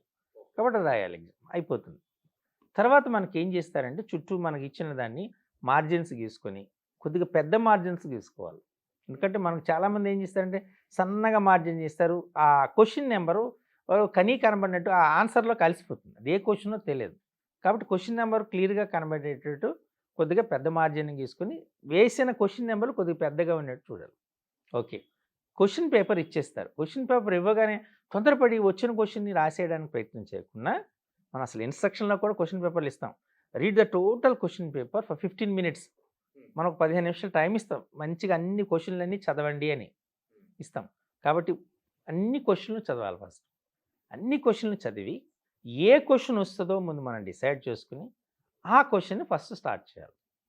ఈ 18 క్వశ్చన్లో ఫర్ ఎగ్జాంపుల్ 15వ క్వశ్చన్ వచ్చింది అనుకోండి పర్ఫెక్ట్గా. ఇక్కడ పిల్లవాడు చేస్తున్న పెద్ద తప్పు ఏంటంటే నేను ఫస్ట్ క్వశ్చన్ రాస్తున్నా కాబట్టి క్వశ్చన్ నెంబర్ 1 వేసి 15 క్వశ్చన్ ఆన్సర్ రాస్తారు కొంతమంది. అది చేయకూడదు. 15th క్వశ్చన్ ఫస్ట్ రాస్తున్నాడు కాబట్టి 15 నెంబరే వేయాలి, ఆ క్వశ్చన్ నెంబర్ కరెక్ట్గా వేయాలి, వేసి ఆన్సర్ చేయాలి. ఇంకా కావాలంటే కావాల్సిన యాంపుల్ ఆఫ్ టైం ఉంటుంది కాబట్టి ఆ మ్యాథ్స్ అనుకోండి, దాన్ని ఒక మనం ఎడిషనల్ షీట్స్ అడగొచ్చు రఫ్ వర్క్ కోసం. ఎడిషనల్ షీట్ తీసుకొని దాని మీద రఫ్ వర్క్ అని హెడ్డింగ్ పెట్టి ఆ క్వశ్చన్ ఫస్ట్ సాల్వ్ చేయాలి. ఆన్సర్ వచ్చేసింది పర్ఫెక్ట్గా, ఓకే గుడ్. ఇప్పుడు మనం వెయిట్గా, ఎందుకంటే first impression is the best impression అంటారు కాబట్టి రాసేది ఫస్ట్ 3-4 పేజెస్ నీట్గా ఉంటే ఒక మంచి ఈ అబ్బాయి బాగా రాస్తున్నాడు సో మనం అని మన ఎవాల్యుయేటర్ అనుకుంటాడు. కాబట్టి అలా రాయాలి. పిల్లవాడికి కూడా కాన్ఫిడెన్స్ పెరుగుతుంది. ఏ క్వశ్చన్ అయితే మనం అన్ని క్వశ్చన్స్ వచ్చు, కానీ ఏ క్వశ్చన్ బాగా వచ్చో డిసైడ్ చేసుకుని ఆ క్వశ్చన్ రాయాలి. తర్వాత నెక్స్ట్ క్వశ్చన్ రాయాలి, నెక్స్ట్ క్వశ్చన్ అలా రాసుకుంటూ పోతే కాన్ఫిడెన్స్ పెరుగుతుంది. రాసేదానికి వాక్యానికి డిస్టెన్స్ మెయింటైన్ చేయాలి. అది ఈక్వాలిటీస్ ఉన్నాయనుకోండి, ఒక ఈక్వాలిటీ కింద ఇంకో ఈక్వాలిటీ వచ్చినట్టు చూడాలి. అలా చూస్తే చూడడానికి ముచ్చటగా అనిపిస్తుంది, నీట్గా కనబడుతుంది. హ్యాండ్ రైటింగ్ ఆల్సో చాలా ఇంపార్టెంట్. నెమ్మదిగా నెమ్మదిగా గుండ్రంగా రాయడానికి ప్రయత్నం చేయాలి. ఓకే. విజిబుల్గా ఉండాలి, అర్థమయ్యేటట్టు రాయాలి. కొద్దిమంది చాలా చిన్నవి రాస్తారు, కొద్దిమంది చాలా పెద్దవి రాసిస్తారు. ఎక్కువ పేజీలు నింపితే అవి ఎక్కువ మార్కులు వేస్తారనేటువంటి ఒక దురాభిప్రాయం ఉంది, అది తప్పు. ఆ క్వశ్చన్ అలాగే ఎంత పెద్దది, ఇప్పుడు జనరల్గా ఇప్పటికి కూడా కొద్దిమందికి అభిప్రాయం ఉంది, అది 6 మార్క్స్ క్వశ్చన్ కాబట్టి 10 లైన్స్ రాయాలనో లేకపోతే 15 లైన్స్ రాయాలనో, అలాంటిది ఏమీ లేదు. ఆ 6 మార్క్స్ క్వశ్చన్ అయినప్పటికీ 2 లైన్స్ కూడా ఆన్సర్ అవ్వండొచ్చు. అవును, మేబీ. కాబట్టి ఆ క్వశ్చన్ ఆన్సర్ని ఎంత నీట్గా రాస్తున్నాం అనేదే చూస్తాడు తప్ప. అలాగే ఆన్సర్ అనుకోండి, ఆన్సర్ వచ్చేటప్పుడు ఆన్సర్ కింద అండర్లైన్ చేయండి. అదే సార్, ఇప్పుడు యాక్చువల్గా రైటింగ్ పాత్ర అనేది ఎంత ఉంటుంది ఒకటి, అండ్ వీళ్ళు యూజ్ చేసేటటువంటి పెన్సిల్స్ కావచ్చు, sketch pens and blue pen or black pen, red pen ఇట్లాంటివి ఉంటాయి కదా సార్, వీటి పాత్ర ఎలా ఉంటుంది? ఏంటంటే జనరల్గా వాళ్ళు బ్లాక్ ఆర్ బ్లూ పెన్ మాత్రమే వాడాలి. ఓకే. రెడ్ పెన్ అయితే పిల్లలు వాడకూడదు. ఎందుకంటే రెడ్ పెన్ని మనం జనరల్గా ఎవాల్యుయేషన్లో అసిస్టెంట్ ఎగ్జామినర్ కానీ లేకపోతే సిఈ కానీ వాళ్ళు వాడతారు, పేపర్ వాల్యుయేషన్ చేసినప్పుడు వాడతారు. కాబట్టి ఇక్కడ రెడ్ పెన్ అసలు అయితే యూజ్ చేయకూడదు, బ్లూ ఆర్ బ్లాక్ వాడాలి. ఒకే ఇంక్ని వాడటం మంచిది. అంటే ఇప్పుడు మనం ఒక 2 పెన్నులు తీసుకెళ్ళాడు అనుకో, 2 కూడా బ్లాక్ కానీ 2 కానీ బ్లూ కానీ ఉండేటట్టు చూసుకోవాలి. ఎందుకంటే ఇంక్ చేంజ్ అయ్యేటప్పుడు మళ్ళీ ఇన్విజిలేటర్ సిగ్నేచర్ తీసుకోవాలి. ఓకేనా? పెన్ చేంజ్ అయినప్పుడు ఈ హ్యాండ్ రైటింగ్ నాదే, నా ప్రాబ్లం ఉంది కాబట్టి నేను పెన్ మార్చానని సిగ్నేచర్ తీసుకోవాలి. ఎందుకంటే there is a chance mall practice అయ్యే ఛాన్స్ ఉంటుంది. కాబట్టి ఒకే కలర్ పెన్ను తీసుకెళ్ళడం మంచిది. ఓకే. రెండవది, కొంతమంది ఏం చేస్తారంటే స్కెచెస్ తీసుకెళ్తారు, అలాగే మార్కర్స్ తీసుకెళ్తారు, చాలా జెల్ పెన్స్ తీసుకెళ్తారు. ఇలా జెల్ పెన్స్ తక్కువ వాడటమే మంచిది. ఎందుచేత అంటే పొరపాటున అది తడిచినా చెమ్మొచ్చినా ఏమైనా వచ్చినా దాన్ని ఏంటంటే పేపర్ క్వాలిటీ తక్కువ ఉంటుంది. మన ఎగ్జామినేషన్ పేపర్ మనం చూస్తే పేపర్ క్వాలిటీ కొద్దిగా తక్కువ ఉంటుంది. కాబట్టి బాల్ పాయింట్ పెన్ వాడటమే మంచిది. జెల్ పెన్ను అంటే కొద్దిగా ఇబ్బంది అయ్యేది, ఎందుకంటే వెనక కూడా ఆ డాట్స్ లాగా వచ్చేసి దాని ఆన్సర్ని కొద్దిగా ఇబ్బంది చేసే అవకాశం ఉంటుంది. బాల్ పాయింట్ పెన్ను వాడటం మంచిది. ఓకే. స్కెచెస్ కానీ మార్క్స్ కానీ వాడద్దు, ఎందుకంటే స్కెచెస్ కానీ మార్కర్స్ కానీ వాడటం వల్ల ఆ నెక్స్ట్ పేజెస్లోకి దాని ఇంపాక్ట్ వస్తుంది. కాబట్టి ఒకవేళ పేపర్ని కలర్ఫుల్గా చూడాలి అని మనం అనుకుంటే, డయాగ్రామ్ గీశారు అది కలర్ఫుల్గా కనబడాలి అనుకున్నారు, తప్పలేదు. ఏదో ఒక పోస్టర్ తయారు చేశారు, ఓ పాంప్లెట్ రాశారు, లేకపోతే ఒక స్లోగన్ ఇచ్చారు, ఇవన్నీ ఉన్నాయి మనకి లాంగ్వేజ్లో ఉన్నాయి, సోషల్ స్టడీస్ అదర్ సబ్జెక్ట్స్లో కూడా ఉన్నాయి. కాబట్టి అది నీట్గా తయారు చేయాలనుకున్నప్పుడు కలర్ పెన్సిల్స్ వాడండి. కలర్ పెన్సిల్స్ వాడి చేస్తే మీకు అది వెనక పేజీకి ప్రాబ్లం ఉండదు. ఓకే, అది కలర్ పెన్సిల్. కనీసం ఒక పేపర్లో 16 లైన్లు ఉండాలి, మినిమం 16 లైన్స్ ఉండాలి. అంటే ఇప్పుడు ఇవి లైన్స్ ఉంటాయా సార్, లేకపోతే వైట్ పేపర్? White paper. ఇంకా ఏంటంటే చాలామంది పిల్లలకి వాళ్ళు ఎక్కడో స్టార్ట్ చేస్తే ఎటో పోతారు. అవును సార్, ఒక ఆర్డర్ ఉండదు వాళ్ళకి, అలవాటు తక్కువ ఉంటుంది. అటువంటి పిల్లలు ఏం చేస్తారంటే, టైం ఉంటుంది మీకు ఆల్రెడీ ఇప్పుడు చెప్పినట్టు చాలా టైం ఉంటుంది. క్వశ్చన్ రాయడానికి 7 to 8 minutes ఉంటుంది మనకు టైం. కాబట్టి మంచిగా పెన్సిల్ తీసుకొని ఇచ్చిన దాన్ని లైన్స్ కొట్టేసుకోనండి. లైన్స్ కొట్టేసుకుని ఆ లైన్ మీద రాసుకున్నాడు అనుకోండి, చూడడానికి అందంగా ఉంటుంది, రాసేసుకోవచ్చు. తర్వాత కావాలంటే టైం ఉంటే ఆ లైన్స్ని ఇరేజర్తో చెరిపేసుకోవచ్చు. అప్పుడు నీట్గా ఆన్సర్ షీట్ నీట్గా కనబడుతుంది, అంటే ఒక లైన్గా రాసినట్టు కనబడుతుంది. ఎందుకంటే సడన్గా ఒక పిల్లాడో హ్యాండ్ రైటింగ్ని మార్చలేము, కానీ ప్రజెంటేషన్ మార్చవచ్చు. రాసే విధానం ఒక పద్ధతి మీద ఉంటే ఎప్పుడైనా రెగ్యులర్ షేప్ అందంగా ఉంటుంది, ఇర్రెగ్యులర్ షేప్ అందంగా ఉండదు. కాబట్టి రెగ్యులర్ మెయింటైన్ చేస్తే లైన్కి గ్యాప్ మెయింటైన్ చేసి ఒక ఆర్డర్లో ఉండేటట్టు చూస్తే డెఫినెట్గా హ్యాండ్ రైటింగ్ చాలా ఇంపార్టెంట్ రోల్ ప్లే చేస్తుంది. హ్యాండ్ రైటింగ్ ఇన్ని మార్కులని ఎక్కడ ఇవ్వలేదు, కానీ తనకు మైండ్ సెట్, పేపర్ వాల్యూ చేసే వాళ్ళకి మైండ్ సెట్ మాత్రం హ్యాండ్ రైటింగ్ కొద్దిగా మంచిగా ఉంటే డెఫినెట్గా ఆ మార్క్స్ కూడా మంచిగానే వస్తాయనేటువంటిది కామన్ అభిప్రాయం. Okay, right. ఇంకొకటి, ఈ డయాగ్రామ్స్ అనేటివి ఉంటాయి కదా సార్, ఇప్పుడు సోషల్ కావచ్చు, మీరు అన్నట్టుగా మ్యాథ్స్ రిలేటెడ్ సంబంధించినవి, ఇంకా సైన్స్ కి సంబంధించినవి, లేకపోతే కొన్నిట్లో డయాగ్రామ్ అదే టేబుల్స్ లాంటివి ఉంటాయి. అవి ఎంత యూజ్ చేస్తే బాగుంటుంది అంటారు? మ్యాక్సిమం ఇప్పుడు ఏంటంటే డయాగ్రమెటిక్ రిప్రజెంటేషన్ అనేది చాలా మంచిదండి. మనం ఎక్కడైతే డయాగ్రామ్ అవసరం వస్తుందో అక్కడ డయాగ్రామ్ గీసి వాటిని చేయటం మంచిది. ఎందుకంటే మోర్ విజిబిలిటీ ఉంటుంది, మోర్ క్లారిటీగా చెప్పొచ్చు దానికి. కాబట్టి పిల్లలు ఏం చేయాలంటే స్టూడెంట్స్ అందరికి కూడా అటు సైన్స్లో కానీ, సోషల్ స్టడీస్లో కానీ, అదర్ సబ్జెక్ట్స్లో కానీ ఎక్కడైతే డయాగ్రామ్ వస్తుందో ఆ diagrams more number of times ముందుగా మంచిగా ప్రాక్టీస్ చేసి వాటిని గీయడానికే ప్రయత్నం చేయాలి. ఓకే. చేస్తే మంచిది. అండ్ ఇంకొకటి ఈ లాంగ్వేజెస్కి సంబంధించి Yeah. వీటిలలో బెస్ట్ స్కోర్ చేయాలంటే ఎట్లా అండి? ఇప్పుడు లాంగ్వేజ్ మీరు ఇప్పుడు ఏదైనా చూస్తే ఫర్ ఎగ్జాంపుల్ ఇప్పుడు మనకు నేను ఒక పేపర్ తీసుకొచ్చాను, అంటే ప్రీవియస్ లాస్ట్ ఇయర్ పేపర్నే తీసుకున్నాను, ఇప్పుడు నా దగ్గర పెట్టుకున్నాను. ఓకే. ఏంటంటే ఇప్పుడు మనకు తెలుగు పేపర్ తీసుకుందాం. ఈ తెలుగు పేపర్లో మనకు పార్ట్ ఏలో ఇది 2 గంటల 30 నిమిషాలకు మనకు ఉంటుంది, ఇంత 60 మార్క్స్ నింపడానికి. ఇందులో పార్ట్ ఏలో ఫస్ట్ క్వశ్చన్ ఏంటంటే అవగాహన ప్రతిస్పందన 20 మార్క్స్ క్వశ్చన్ ఇస్తారు. అందులో ఏమవుతుందంటే ఒక పారాగ్రాఫ్, అదే టెక్స్ట్ బుక్లో ఉంది ఇస్తారు పారాగ్రాఫ్. ఆ పారాగ్రాఫ్ ఇచ్చి ఆ పారాగ్రాఫ్ మీద మనకు క్వశ్చన్లు ఇస్తారు. అంటే మనకు ఆన్సరు ఆ పారాగ్రాఫ్ దాదాపుగా ఉంటుంది. కాబట్టి జాగ్రత్తగా పారాగ్రాఫ్ అని చదివితే ఆ పిల్లడికి ఆన్సర్స్ వచ్చేస్తాయి, ఆ 5 క్వశ్చన్స్ వస్తాయి. అలాగే ఒక పద్యాన్ని పూరించమంటారు, ఒక పద్యం ఇస్తారు, ఆ పద్యం లేదా ఆ పద్యం ఇచ్చి ప్రతిపదార్థం రాయమంటారు. ఇలాగ అడిగే ఛాన్స్ ఉంది. కాబట్టి పద్యాన్ని తీసుకోండి, పద్యాన్ని ప్రాక్టీస్ చేయండి. అన్నిటి కొన్ని ఇప్పుడు సుమతి శతకమనో భర్తృహరి ఏ శతకాలు ఎత్తున్నాయో లిమిటెడ్గా ఇచ్చారు టెక్స్ట్ బుక్లో, అవి జాగ్రత్తగా ప్రాక్టీస్ చేస్తే ఆ పద్యం రాయొచ్చు. ఓకే. అలాగే మనకి ఏం చేస్తారంటే ఇంకొక పారాగ్రాఫ్ ఎక్కువగా కాంప్రహెన్షన్ ఎక్కువగా ఉంది లాంగ్వేజ్ అన్నిట్లో. పారాగ్రాఫ్ ఇస్తారు, ఆ పారాగ్రాఫ్ రీడ్ చేయాలి, రీడ్ చేసి దాని మీద క్వశ్చన్స్ ఉంటాయి. అసలు ఇంగ్లీష్లో అయితే ఇంకా ఉన్నాయి. ఇప్పుడు మీరు ఇంగ్లీష్ మీద చూస్తే అందులో టైప్ ఏ, టైప్ బి, టైప్ సి అని కాంప్రహెన్షన్స్ ఉన్నాయి. టైప్ ఏకి 12 మార్క్స్ ఉన్నాయి, టైప్ బికి 12 మార్క్స్ ఉన్నాయి, టైప్ 6 మార్క్స్ ఉన్నాయి. అంటే నియర్లీ 30 మార్క్స్ ఈ కాంప్రహెన్షన్ మీద ఉంది. ఎందుకంటే ఇప్పుడు తెలుగు మీడియం పిల్లలు చూస్తే ఇంగ్లీష్ అంటే కొంచెం ఇదవుతుంది, ఇంగ్లీష్ మీడియం పిల్లలు చూస్తే తెలుగు సబ్జెక్ట్కి కొంచెం ఇదవుతూ ఉంటారు. అవును అవును. సో కాబట్టి ఇప్పుడు మీరు దీనికి ఒక్క ఎగ్జాంపుల్ ఏంటి అంటే, ఒకప్పుడు ఇంగ్లీష్ మీడియం ఇప్పుడు ఇంగ్లీష్ మీడియం వాడు ఇంగ్లీష్ని పాస్ అవుతున్నాడు ఈజీగా, ప్రాబ్లం లేదు. ఎందుకంటే దిట్స్ కమ్యూనికేషన్ లాంగ్వేజ్ కాబట్టి, అక్కడ వాళ్ళ క్లాస్ రూమ్ ట్రాన్స్లేషన్ లాంగ్వేజ్ కాబట్టి.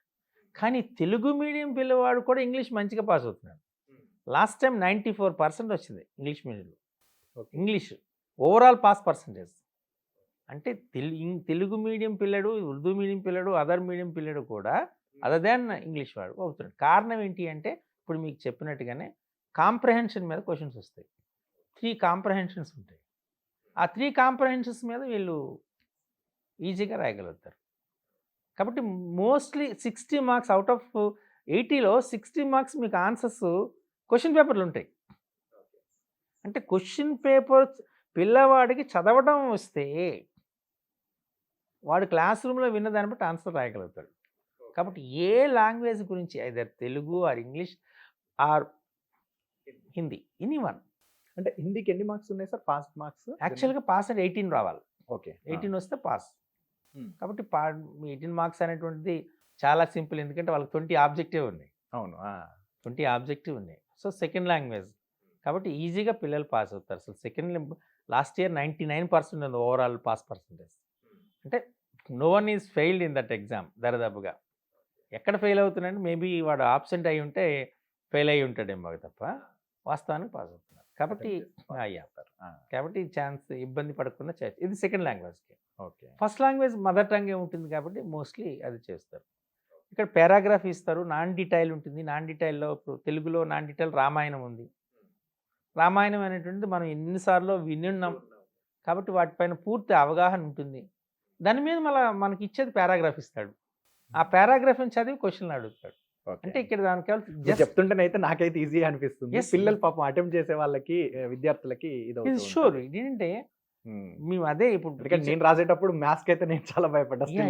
అసలు మ్యాక్సిమం ఏంటంటే మేము టీచర్ ట్రైనింగ్స్లో కూడా అన్నిట్లో కూడా అదే చెప్తున్నాం. మనం పిల్లవాడికి ఆ కాన్ఫిడెన్షియల్ లెవెల్స్ డెవలప్ చేయాలి. అసలు నిజంగా వాస్తవంగా కూడా ఏమీ లేదండి పేపర్లో, ఏ డిఫికల్టీ ఏ ఏరియాలో లేదు. అసలు ఫెయిల్ అవ్వడమే కష్టం. గట్టిగా చెప్పాలంటే పాస్ అవ్వడం కష్టం అన్నట్టు, ఫెయిల్ అవ్వడమే కష్టం. పిల్లవాడు రాస్తే ఖచ్చితంగా వాడు పాస్ అవుతాడు, అటెంప్ట్ చేస్తే పాస్ అవుతాడు. అది చాలా ఇంపార్టెంట్. కానీ అది రాసే విధానాన్ని మనం బాగా డెవలప్ చేయాలి. ఓకే.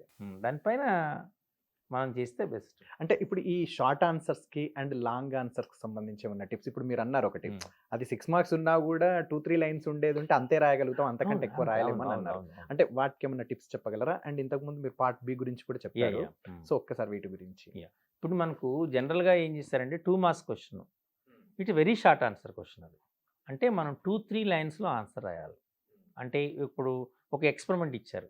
ఆ ఎక్స్‌పెరిమెంట్‌లో వాడే మెటీరియల్ ఏంటి? ఎక్స్‌పెరిమెంట్ ప్రొసీజర్ ఏంటంటే ప్రొసీజర్ ఎవరు? మెటీరియల్ ఏంటి? అబ్జర్వేషన్స్ ఏంటి? ఇలా అడుగుతాడు. ఎన్నొస్తాయండి? 3, 4 కన్నా ఎక్కువ రావు. అవి రాయాలి. ఇప్పుడు మనం ఇంకోటి ఏంటంటే ఓన్ లాంగ్వేజ్‌కి ఇంపార్టెన్స్ ఇస్తున్నాం. ఓకే. ఏ సబ్జెక్ట్ అయినా. ఇప్పుడు ఇంగ్లీష్ అయినా ఖచ్చితంగా జనరల్‌గా spoken English different from the written English. కానీ ఇప్పుడు ఇంగ్లీష్‌లో మామూలుగా తీసుకున్నా వాడు ఎస్ఎంఎస్ లాంగ్వేజ్ వాడినా యాక్సెప్ట్ చేస్తున్నారు. అంటే పిల్లవాడి యొక్క ఒక ఎక్స్‌ప్రెషన్ స్కిల్స్ డెవలప్ చేయాలనేది మెయిన్ ఉద్దేశం. కాబట్టి లాంగ్వేజ్ స్కిల్స్ ఆటోమేటిక్‌గా ఆ పిల్లాడు ఇప్పుడు మీరు అడిగేటట్టు 2 మార్క్స్ క్వెషన్‌కి అంటే పెద్ద పెద్ద పారాగ్రాఫ్‌లు రాయవలసిన పని లేదు. 2 మార్క్స్ అంటే వెరీ షార్ట్ ఆన్సర్‌లో 3, 4 లైన్స్ రాస్తే మ్యాక్సిమం. అదే 4 మార్క్స్ అనుకోండి 5, 6 లైన్స్ రాస్తాయి.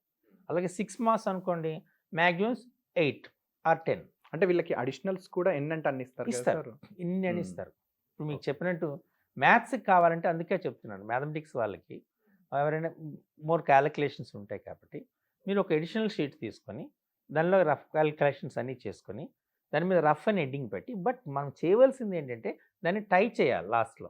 పట్టుకు తీసుకొని వెళ్ళడానికి వీల్లేదు. చేయాలి.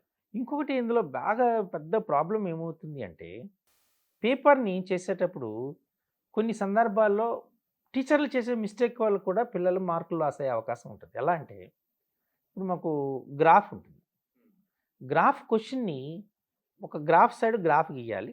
దాని క్యాలిక్యులేషన్‌ని వెనకపు దాంట్లో చేయాలి. చేయకున్న కొంతమంది పిల్లలు ఏం చేస్తారంటే ఈ గ్రాఫ్ క్యాలిక్యులేషన్ అంతా ఒక పేజీలో చేస్తారు. మనం ఫర్ ఎగ్జాంపుల్ 16 క్వెషన్స్ రాస్తున్నాడు. వాడు థర్డ్ క్వెషనే గ్రాఫ్ క్వెషన్ చేశాడు. దాని క్యాలిక్యులేషన్స్ అంతా చేసేసాడు.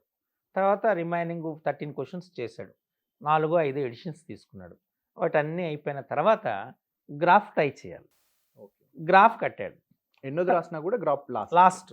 ఓకే. ఆ గ్రాఫ్ తర్వాత మనకు పార్ట్ బి ఆబ్జెక్ట్ కట్టాలి. ఇది టై చేసే విధానం.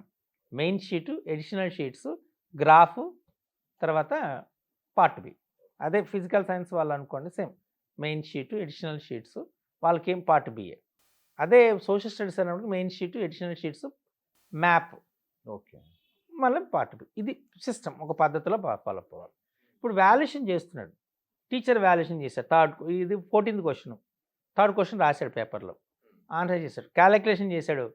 ప్రిన్సిపల్స్ ఆఫ్ ఎవాల్యుయేషన్ ప్రకారం 3 మార్క్స్ దానికి 3 వేసేస్తాడు. అలా వాల్యుయేషన్ చేసుకొని వెళ్ళిపోతాడు. లాస్ట్లో గ్రాఫ్ గీశాడు. దానికి 3 వేస్తాడు. మార్క్స్ పోస్టింగ్ చేస్తుంటాడు. మార్క్స్ పోస్టింగ్ చేస్తున్నప్పుడు 14th క్వశ్చన్ చూస్తాడు. ఇక్కడ 3 మార్క్స్ వచ్చాయి. 3 వేసేస్తాడు. అన్కాన్షియస్గా 3 వేసేస్తాడు. అలా వెళ్ళిపోతాడు. లాస్ట్లో కూడా చూస్తారు. అక్కడ కూడా లాస్ట్లో 14th క్వశ్చన్ కనబడుతుంది. Already 3 is post. డబుల్ రాసాడేమో అనుకోవచ్చు. సరేలే అని విడిచిపెట్టేస్తారు. కానీ వాస్తవానికి ఆ 14th క్వశ్చన్కి ఆ పిల్లడికి వచ్చింది 6 మార్క్స్. అందుచేత స్ప్లిట్ చేయకుండా క్యాలిక్యులేషన్ని గ్రాఫ్ దగ్గరే చేస్తే టోటల్గా 6 మార్క్స్ వేస్తారు అక్కడ. కాబట్టి 14 6 మార్క్స్ పోస్ట్ అవుతుంది. ఇటువంటి పొరపాట్లు కూడా జరిగే అవకాశాలు ఉన్నాయి. కాబట్టి ఎస్పెషల్లీ గ్రాఫ్ చేసేటప్పుడు గ్రాఫ్ యొక్క క్యాలిక్యులేషన్ వెనక్కి చేయాలి. అది ఒకటి క్వశ్చన్ మిస్టేక్ చేశాడు ఒక పిల్లడు.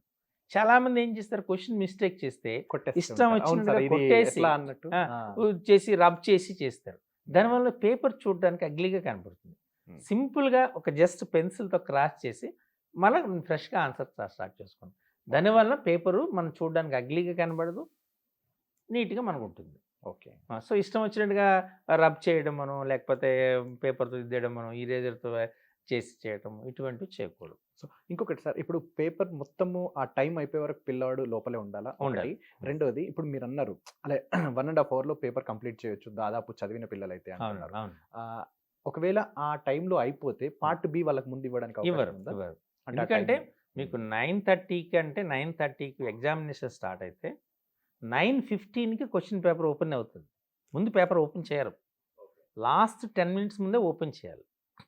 9:15కి ఓపెన్ చేసి 9:25 లోపు కంప్లీట్ చేసి పేపర్స్ అన్నీ స్ప్లిట్ చేసుకొని అన్ని చేసి 9:25కి రూమ్స్లో డిస్ట్రిబ్యూట్ చేసేసేయాలి. 9:30 బెల్ కొట్టగానే క్వశ్చన్ పేపర్ ఇవ్వాలి. అంటే ఇలా జరుగుతుంది. అలాగే ఆబ్జెక్టివ్ కూడా 9:30 టు 12 వరకు పార్ట్ ఏ నడుస్తుంది. 11:45కి ఓపెన్ చేస్తారు వాళ్ళు. 11:45కి ఆబ్జెక్టివ్ ఓపెన్ చేసి మళ్ళీ ల్యాండ్ లైన్ పెట్టుకుని ఇవన్నీ డిస్ట్రిబ్యూట్ చేసి 11:55కి అన్ని రూమ్స్కి వెళ్ళిపోతాయి. 12కి ఆబ్జెక్టివ్ వెళ్తుంది. అంటే పిల్లవాడి దగ్గరికి వచ్చినప్పుడు టైం 12 ముందు రాదు ఆబ్జెక్ట్. అంటే ఇక మొత్తం ఖచ్చితంగా 3 గంటలు పిల్లోడు రూమ్లో ఉండాలి. ఉండాలి. So okay fine.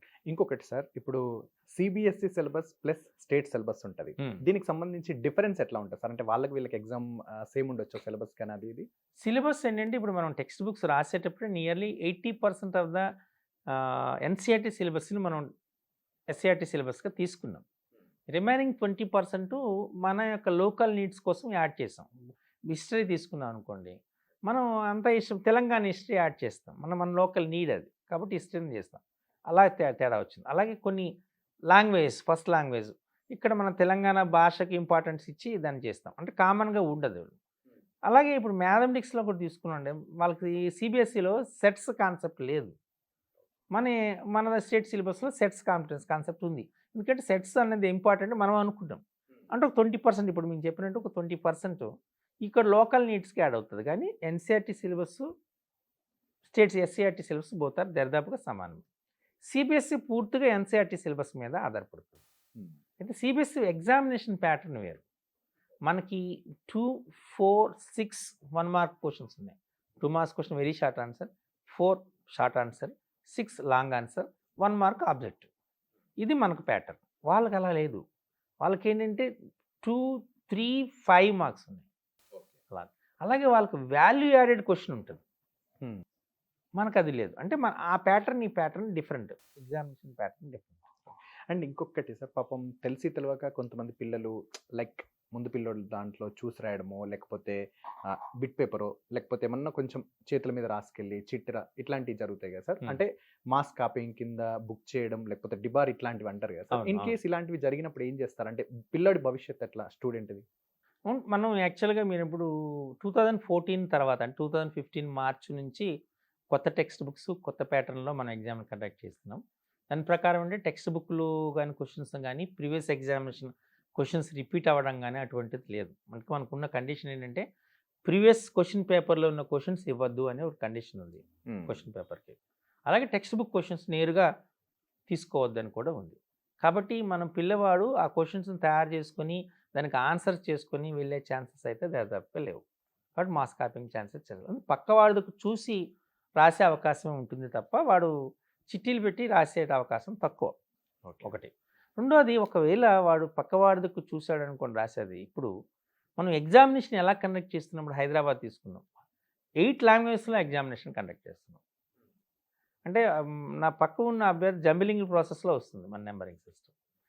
ఒక తెలుగు మీడియం పిల్లవాడు పక్కన ఉర్దూ మీడియం రావచ్చు, ఇంగ్లీష్ మీడియం రావచ్చు, మరాఠీ మీడియం రావచ్చు, కన్నడ మీడియం రావచ్చు, తమిళ మీడియం రావచ్చు, ఎవరైనా రావచ్చు. కాబట్టి పక్కవాడికి చూసి రాసే అవకాశాలు తక్కువ ఉన్నాయి. ఓకే. ఒకవేళ ఫార్చునేట్గా వాడికి ముందు ఇంగ్లీష్ మీడియం వాడు వచ్చి వీడు ఇంగ్లీష్ మీడియం అయ్యండి కాపీ చేసాడు అనుకోండి, అలా అంటే సేమ్ ఏకాఏకగా చేసేటప్పుడు జనరల్గా అది ఎవాల్యుయేటర్ ఐడెంటిఫై చేస్తే కాపీయింగ్ అని ఐడెంటిఫై చేస్తారు. ఒకవేళ మీరు అన్నట్టు మాల్ ప్రాక్టీసింగ్ అని చేసి బుక్ అయ్యాడు చిట్టి పట్టుకుని, ఎప్పుడు బుక్ చేస్తారంటే వాడి దగ్గర దొరికినటువంటి ఈ చిట్టీలో ఉన్న ఇన్ఫర్మేషను, వీడు రాసిన ఇన్ఫర్మేషన్ యాజ్ ఇట్ ఈజ్గా ఉంటేనే బుక్ చేస్తారు, లేకపోతే బుక్ చేయరు. ఓకే. కాబట్టి ఒకవేళ అలా ఉంది అనుకోండి, యాజ్ ఇట్ ఈజ్గా దాన్ని వీడు కాపీ చేస్తూ రాస్తూ దొరికాడు అనుకోండి, దొరికితే అప్పుడు వాళ్ళకి జనరల్గా ఆ వచ్చినటువంటి స్క్వాడ్ ఆఫీసరు ఒక డిసిషన్ మీద ఆధారపడుతుంది. అంటే ఈ మాల్ కాపీయింగ్ అని చెప్పి బుక్ అని ఒక పదం అంటూ ఉంటారు, ప్లస్ డిబార్ అని అంటుంటారు. అంటే వీటికి డిఫరెన్స్ ఏంటి సార్? అంటే బుక్ చేయడం ప్రాసెస్ని బుక్ చేయడం అంటారు, మాల్ ప్రాక్టీసింగ్ ఎంపీ కేసెస్ అని అంటారు. ఇప్పుడు మనకి ఏం చేస్తారంటే ఆ క్వశ్చన్ పేపర్ ఉంది, ఆన్సర్ షీట్ని తీసుకుంటారు, ఆన్సర్ క్వశ్చన్ పేపర్ని కూడా తీసుకుంటారు, హాల్ టికెట్ కూడా తీసుకుంటారు, దాన్ని పిన్ చేస్తారు, దొరికిన ఫర్బిడెన్ మెటీరియల్ కూడా పిన్ చేస్తారు. మాల్ ప్రాక్టీసింగ్ ఎంపీ కేసెస్ అని దాని మీద రాస్తారు, రాసిన దాన్ని ఎస్ఎస్సి బోర్డుకి పంపిస్తారు, సెపరేట్గా కవర్స్లో పంపిస్తారు. అది ఏం చేస్తారంటే వాల్యుయేషన్ చేయిస్తారు, సెపరేట్గా వాల్యుయేషన్ చేస్తారు. చేసేటప్పుడు ఒక ప్యానెల్ ఉంటుంది. వీడు రాసిన ఆ చిట్టిలో రాసిన దాన్ని ఉన్నది వీడు రాసింది టాలీ అయితే అక్కడ డిస్క్రిమినేషన్ పెడతారు. అంటే వీడిని మీద ఎంత పనిష్మెంట్ ఇవ్వచ్చు, అది 1 ఇయరా, నెక్స్ట్ ఇయర్కి చేసే ఛాన్స్ ఇవ్వాలా లేదా అని చూస్తారు. సాధారణంగా ఏంటంటే ఒక 1 ఛాన్స్ మిస్ చేస్తారు, చేసి డిబార్ చేస్తారు. దాన్ని అలా కేసు బుక్ చేస్తే దాన్ని డిబార్ చేయడం అంటారు. ఓకే అండి. అది డిబార్ చేయడం అన్నమాట. అంటే నెక్స్ట్ ఎగ్జామినేషన్కి వాడికి రాసే అవకాశం ఉండదు. ఫర్ ఎగ్జాంపుల్ సెకండ్ లాంగ్వేజ్ అవుతున్న సెకండ్ ఏనాడే దొరికాడు అనుకోండి, రిమైనింగ్ ఎగ్జామ్స్ రాసే అవకాశం ఉండదు. అలా సప్లిమెంటరీ రాసుకోవచ్చా అండి మళ్ళీ? అది ఆ డెసిషన్ ఎస్ఎస్సి బోర్డు డిసైడ్ చేస్తుంది. ఈ మాల్ ప్రాక్టీసింగ్ బుక్ చేసి ఆ పేపర్ పంపిస్తారు కాబట్టి వాల్యుయేషన్స్ కంప్లీట్ అయిన వెంటనే బోర్డు ఈ మాల్ ప్రాక్టీసింగ్ కూడా వాల్యుయేషన్ చేయిస్తుంది. చేయించి ఒకవేళ ఇది ఆ కేసు జెన్యూన్ అనుకుంటే దాని మీద వీళ్ళు నెక్స్ట్ దానికి వీళ్ళని ఇన్ఫర్మేషన్ ఇస్తుంది. ఒకవేళ ఏ విధమైనది లేదనుకోండి నెక్స్ట్ ఛాన్స్కి వాళ్ళకి ఛాన్స్ ఇస్తారు. అలా జనరల్గా ఇంకొకటి అండి, పిల్లలు స్కూల్ ఫీజు కట్టలేదని కావచ్చు, లేకపోతే పిల్లలు కూడా తొందరపాటులో హాల్ టికెట్స్ లాంటివి మర్చిపోయే సందర్భాలు ఉంటాయి, అవును. లేకపోతే పెన్స్ సమ్ XYZ ఇలాంటివి ఏమన్నా జరిగినప్పుడు ఏమన్నా ఛాన్సెస్ ఉంటాయా? అంటే హాల్ టికెట్ మర్చిపోయినా, లేకపోతే స్కూల్లో ఒకవేళ ఫీజుల గురించి కొంచెం ఇబ్బంది పెట్టి ఈ సందర్భాలు విన్నాము. సో మీరు అనేది వాస్తవంగా జనరల్గా కొన్ని ప్రైవేట్ స్కూల్స్లో చేస్తారు. ప్రైవేట్ స్కూల్స్లో టోటల్ ఫీజు పే చేయలేదని వాడిని హాల్ టికెట్ ఆపే ఛాన్సెస్ ఉండని చేస్తారు. కానీ ఎవరు దాని గురించి భయపడాల్సిన పని లేదు. ఎందుకంటే అది మనకు ఆన్లైన్లోనే హాల్ టికెట్ ఉంటుంది. ఓకే. కాబట్టి ఆన్లైన్లో నుండి హాల్ టికెట్ని డౌన్లోడ్ చేసుకొని ఆ హాల్ టికెట్తో ఎగ్జామినేషన్కి వెళ్ళచ్చు. అది యాక్సెప్టబుల్, నో ప్రాబ్లం. ఒకటి. ఒకవేళ రెండోది, పిల్లవాడు ఎగ్జామినేషన్కి వెళ్తాడు, వాడు హాల్ టికెట్ని పాకెట్లో పెట్టుకుంటాడు. పాకెట్లో పెట్టుకుని ఆ రోజు డ్రెస్ మార్చేసుకుంటాడు. వాళ్ళ మదరు ఆ డ్రెస్ని వాషింగ్ వేసేస్తుంది, హాల్ టికెట్ పోతుంది, వాష్డ్ అవుట్ అయిపోతుంది. లేదా పిల్లవాడు పాకెట్లో పెట్టుకుందాం అనుకుని దారిలో ఎక్కడ పడేసుకుంటాడు. కాబట్టి దాని గురించి టెన్షన్ పడాల్సిన పని లేదు. ఏం చేయాలంటే ఇప్పుడు ఇంటర్నెట్లో ఉంటుంది కాబట్టి దాన్ని డౌన్లోడ్ చేసుకొని తీసుకురావచ్చు. అందుకే మేమందరికీ ఇచ్చిన సలహా ఏంటంటే హాల్ టికెట్ వచ్చిన వెంటనే ఒక 2-3 జిరాక్స్లు తీసుకొని ఆ కన్సర్న్ స్కూల్ హెచ్ఎంతో లేదా ప్రిన్సిపల్తో అటెస్ట్ చేయించుకొని దగ్గర పెట్టుకోవాలి. దగ్గర పెట్టుకుంటే పొరపాటున ఒరిజినల్ హాల్ టికెట్ పోయినా వీటిని ఆ ఒరిజినల్ హాల్ టికెట్గానే కన్సిడర్ చేస్తారు. ఓకే. కాబట్టి మళ్ళీ ఆ జిరాక్స్ ప్రింట్అవుట్ తీసుకున్న దానిపైన గెస్టెడ్ టైప్లో వాళ్ళ హెచ్ఎం కన్సిడర్ చేస్తే it's hall ticket, it will be consider hall ticket. Okay. ఒకవేళ అంత దూరం వెళ్ళలేరు కదా సార్, అంటే డైరెక్ట్ సెంటర్ ఎక్కడో ఉంటుంది, స్కూల్ ఎక్కడో ఉంటుంది, ఒకవేళ అక్కడ సెంటర్ దగ్గర ఏమన్నా ప్రిమిసెస్లో పర్మిషన్ ఉంటుందా? ఇస్తారు. ఎందుకంటే దానికి రెగ్యులర్ క్యాండిడేట్ కాబట్టి, జనరల్గా రెగ్యులర్ క్యాండిడేట్ అయినప్పటికీ ఒక ఎగ్జామ్ రాశాడు, రెండో ఎగ్జామ్ అంటే బై మిస్టేక్ కాబట్టి ఎవరు కూడా దాన్ని అబ్జెక్ట్ చేయరు. జిరాక్స్ తెచ్చుకొని సబ్మిట్ చేస్తే చాలు, చూపిస్తే చాలు. సో ఓవరాల్గా ఎస్ఎస్సి 10వ తరగతి వార్షిక పరీక్షలు రాస్తున్నటువంటి స్టూడెంట్స్కి మీకున్న అనుభవం మేరకి మీరు ఎంతోమంది స్టూడెంట్స్ని, కొన్ని వేల మందిని చూసి ఉంటారు ఇన్ని సంవత్సరాలలో. అండ్ పేపర్ పైన కానీ ఆ బోర్డ్ పైన, ఎందుకంటే మీరు ట్రైనింగ్ ఇస్తున్నారు, దాంట్లో ప్యానెల్లో ఉంటూ ఉంటారు, మీకు ఒక అవగాహన ఉంది. సో ఓవరాల్గా స్టూడెంట్స్కి ఏం చెప్పదలుచుకున్నారు? అంటే జాగ్రత్తగా రాయడం గురించి కావచ్చు, లేకపోతే ఒకవేళ పొరపాటున సబ్జెక్ట్ తప్పినా కూడా, అంటే తెలిసి తెలియక కొంచెం సెన్సిటివిటీ తోటి ఇబ్బంది పడుతూ ఉంటారు, పేరెంట్స్ కావచ్చు, టీచర్ కావచ్చు, చుట్టాలు కావచ్చు, వ్యక్తిగతంగా ఫ్రెండ్స్ మధ్యలో అని. సో అలాంటి వాళ్ళకి మీరు ఏమన్నా చెప్పాలని చెప్పండి. సో అసలు ఎగ్జామినేషన్ గురించి అనేది, అది ఎగ్జాము అనేటువంటి భావన అయితే ముందు మైండ్ నుండి తీసేసేయండి. మీరు నేర్చుకుంటూ దాన్ని ప్రజెంట్ చేస్తారు అంతే. కాబట్టి నేను ఒక ఎగ్జామినేషన్కి వెళ్తున్నాను, పాస్ అవుతానా, ఫెయిల్ అవుతానా, దాని రిజల్ట్ ఏంటి అనేటువంటి ఆలోచన పక్కన పెట్టి అందరం కూడా పాజిటివ్ యాటిట్యూడ్తో ఎగ్జామ్ రాస్తున్నాము, ఖచ్చితంగా పాస్ అవుతాం, నెక్స్ట్ క్లాస్కి వెళ్తాము అనేటువంటి దృక్పథంతో వెళ్ళండి. ఈ సంవత్సరం జరిగే పరీక్షలన్నీ ఈజీగానే ఉంటాయి, మీరందరూ మంచిగా రాయగలుగుతారు. కాబట్టి నో సెకండ్ థాట్, అసలు ఫెయిల్ అవుతామనేటువంటి పదాన్ని మైండ్ నుండి తీసేసేయండి. ఎవరైతే 10 గ్రేడ్ పాయింట్స్ వస్తాయని అనుకుంటున్నారో ఖచ్చితంగా వస్తాయి. వాటి గురించి ధైర్యంతో వెళ్ళండి. ఐ కెన్ డూ అని తప్ప I will do, I shall do అనే పదం తీసేసి ఐ కెన్ డూ అని చేయండి. ఉన్న టైంని మనకి ఇంకా 70 డేస్ ఎగ్జామినేషన్స్ ఉన్నాయి. మార్చి 18th ఉంది కాబట్టి 70 డేస్. ఒక ప్లాన్ వేసుకోండి. రోజుకు ఒక్కొక్క సబ్జెక్ట్ నుంచి ఒక క్వశ్చన్ చదువుకున్నా మీరు 8 grade points, 9 grade, 10 grade points తెచ్చుకుంటారు అందరూ కూడా. మరి రోజంతా చదవాల్సిన పని లేదు. సో ఈ రోజు నుండి దిస్ మూమెంట్ ఆన్వర్డ్స్ మీరు ఈ ప్రోగ్రామ్ చూసిన క్షణం నుండి స్టార్ట్ చేయండి. ఈరోజు అనుకోండి చేస్తే సబ్జెక్ట్కి ఒక క్వశ్చన్ చేసుకుంటే, ఇప్పుడు మనం మ్యాథ్సే తీసుకున్నాం, 14 చాప్టర్స్ ఉన్నాయి, ఒక క్వశ్చన్ వస్తుంది ఈ చాప్టర్ నుండి. అంటే మీరు 70 డేస్ రోజుకు ఒక క్వశ్చన్ చదివితే అర్థం ఏంటి? అంటే మీరు 5 క్వశ్చన్స్ ఈ చాప్టర్ 5 క్వశ్చన్స్ చదువుతారు. ఉన్నవే 5 ఏరియాస్ చాప్టర్లో, అంటే అన్ని క్వశ్చన్స్ చదివేస్తారు ఆల్మోస్ట్. అంటే ఒకేసారి దగ్గరగా కూర్చుని అన్నీ డంప్ చేసుకునే కన్నా సింపుల్గా ఒక్కొక్క క్వశ్చన్ లెక్క చదువుకోండి, అయిపోతుంది. సో కాబట్టి ఆ విధంగా ప్లాన్ ఆఫ్ యాక్షన్ చేయండి. రోజు మీరు పడుకొని లేచిన దగ్గర నేను మంచి మార్కులతో పాస్ అవుతానని ఒక పేపర్ పైన రాసుకొని మీరు పడుకొని లేచిన ఎదురుగా అక్కడ పెట్టుకోండి. ఇట్ గివ్స్ అ కాన్ఫిడెన్స్, నేను మంచి మార్కులతో పాస్ అవుతానని చేయండి. పరీక్షకి వెళ్ళే వరకు కూడా చదువుతానులే, రేపు చదువుతాను, ఎల్లుండి చదువుతాను అని వాయిదా వేసుకోకండి. ఒక్కసారిగా అక్యుములేట్ అయిపోతాయి. కాబట్టి అలాగే చాలామందికి ఇప్పుడు మేము భయపడుతుంది కూడాను, ఒకరోజు గ్యాప్ ఉంది కాబట్టి చాలామంది పరీక్ష అయిపోగానే బుక్స్ పడేసి ఈరోజు ఎంజాయ్ చేస్తాం, హాయిగా తిరుగుతాం, రేపు చదువుకుంటాననేటువంటి యాటిట్యూడ్ అనేది పిల్లల్లో ఉంటుంది. అది దయచేసి విడిచిపెట్టండి. సో ఎగ్జామినేషన్ అయిపోయిన ఒక హాఫ్ అన్ అవర్ రెస్ట్ తీసుకొని, ఫోన్ చేసిన తర్వాత రెస్ట్ తీసుకొని, ఉన్న చాప్టర్లో 14 చాప్టర్లు ఉన్నాయనుకోండి, ఈరోజు ఒక 4 చదివేద్దాం, మరుసటి రోజు నాడు రిమైనింగ్ 10 చదువుకుందాం అని మీరు ప్రాపర్గా ప్లాన్ చేసుకుంటే ఖచ్చితంగా పాస్ అవుతారు. నెక్స్ట్ రెండవది, పక్కవాడి వైపు చూడొద్దు. చూసి మీకు ఆన్సర్ చేస్తారు. మీకు ఆన్సర్ 27.5 వచ్చింది, వాడికి 37 వచ్చింది. అరే నేను తప్పు చేశానేంటో, వాడు కరెక్ట్ చేశాడేంటో అని టెన్షన్ పడకండి. మీరు చేసింది మీది కరెక్ట్, పక్కవాడితో కంపేర్ చేసుకుని నా ఆన్సర్ కరెక్ట్ అవుతుందా లేదని మరలా ఆ క్వశ్చన్ క్యాన్సిల్ చేసి మరోసారి ప్రయత్నం చేసి అటువంటివి చేయొద్దు.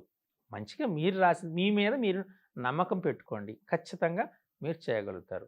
అన్ని క్వశ్చన్స్ మీరు ఫస్ట్ నేను పాస్ అవుతాననే ఉద్దేశంతో స్టార్ట్ చేస్తే ఖచ్చితంగా అన్నీ రాస్తారు. ఏ సబ్జెక్ట్ అయినా అన్ని క్వశ్చన్స్ని అటెంప్ట్ చేయండి. Okay, this is very important. అన్ని క్వశ్చన్స్ని అటెంప్ట్ చేయండి. ఖచ్చితంగా అది రావాల్సిన డేటా దాంట్లో ఉంటుంది కాబట్టి టీచర్స్ మార్క్స్ ఇస్తారు. చాలామందితో నేను ఇంటర్వ్యూ చేసేటప్పుడు, మా ట్రైనింగ్స్ ఇచ్చేటప్పుడు, మాట్లాడేటప్పుడు, పర్సనల్గా మాట్లాడేటప్పుడు వాళ్ళు చెప్పిన మాట అంటే, పేపర్లో ఏమీ రాయకపోతే మీ మార్కులు ఏమి వేస్తాం అనే క్వశ్చన్ జనరల్గా వాళ్ళ నుండి రైజ్ అవుతుంది. కాబట్టి పేపర్లో ఆ క్వశ్చన్కి సంబంధించిన ఇన్ఫర్మేషన్ రాయండి. ఇప్పుడు ఒక క్వశ్చన్ ఇచ్చారు, ఏదో సైన్స్లో కిరణజన సంయోగక్రియ అని ఒక క్వశ్చన్ వచ్చింది. ఈ కిరణజన సంయోగక్రియ ఆకులకి సంబంధించి పత్రహరితం, మీకు తెలిసిన పదాలు ఆ టెర్మినాలజీని అందులో రాయండి. ఆ క్వశ్చన్ వాట్ ఈస్ ఫోటోసింథసిస్ అని తెలియకపోవచ్చు, ఇది మొక్కలకు సంబంధించింది లేదా అంటే పిండి పదార్థం తయారు చేసుకుంటుంది, మీకు ఏమి తెలుస్తుందో అది రాయండి. రాసినందుకు కొన్ని మార్కులు ఇస్తారు. అన్ని క్వశ్చన్స్కి అలా యాడ్ చేసుకుని పోతే ఫైనల్గా మీకు పాస్ మార్క్ వస్తుంది. అలాగే అందరు కూడా 10, ఎవరైతే బాగా చదువుతున్నారో 10/10 అనేది ఖచ్చితంగా వస్తుంది. మీకు క్లియర్గా తెలుసు. 91+ వస్తే మీకు వస్తుంది. అంటే మీకు ఆల్రెడీ 19 20 20 ఇంటర్నల్ మార్క్సే ఇస్తారు. అంటే 80లో 71 రావాలి. అంటే మీరు ఈవెన్ ఒక పెద్ద మార్క్ క్వశ్చను, ఒక క్వశ్చను, ఇంకా షార్ట్ ఆన్సర్ క్వశ్చన్ మిస్ అయినా మీకు 10 గ్రేడ్ పాయింట్స్ వస్తాయి. 10 గ్రేడ్. కాబట్టి 10 గ్రేడ్ పాయింట్స్ ఎవరైతే అనుకుంటున్నారో అందరికీ వస్తాయి. ఈ సంవత్సరం లాస్ట్ ఇయర్ మీరు చూస్తే పాస్ పర్సెంటేజ్ చూస్తే హిందీ 99, సెకండ్ లాంగ్వేజ్ 99 ఉంది, ఇంగ్లీష్ 95 ఉంది, సోషల్ స్టడీస్ 96 ఉంది.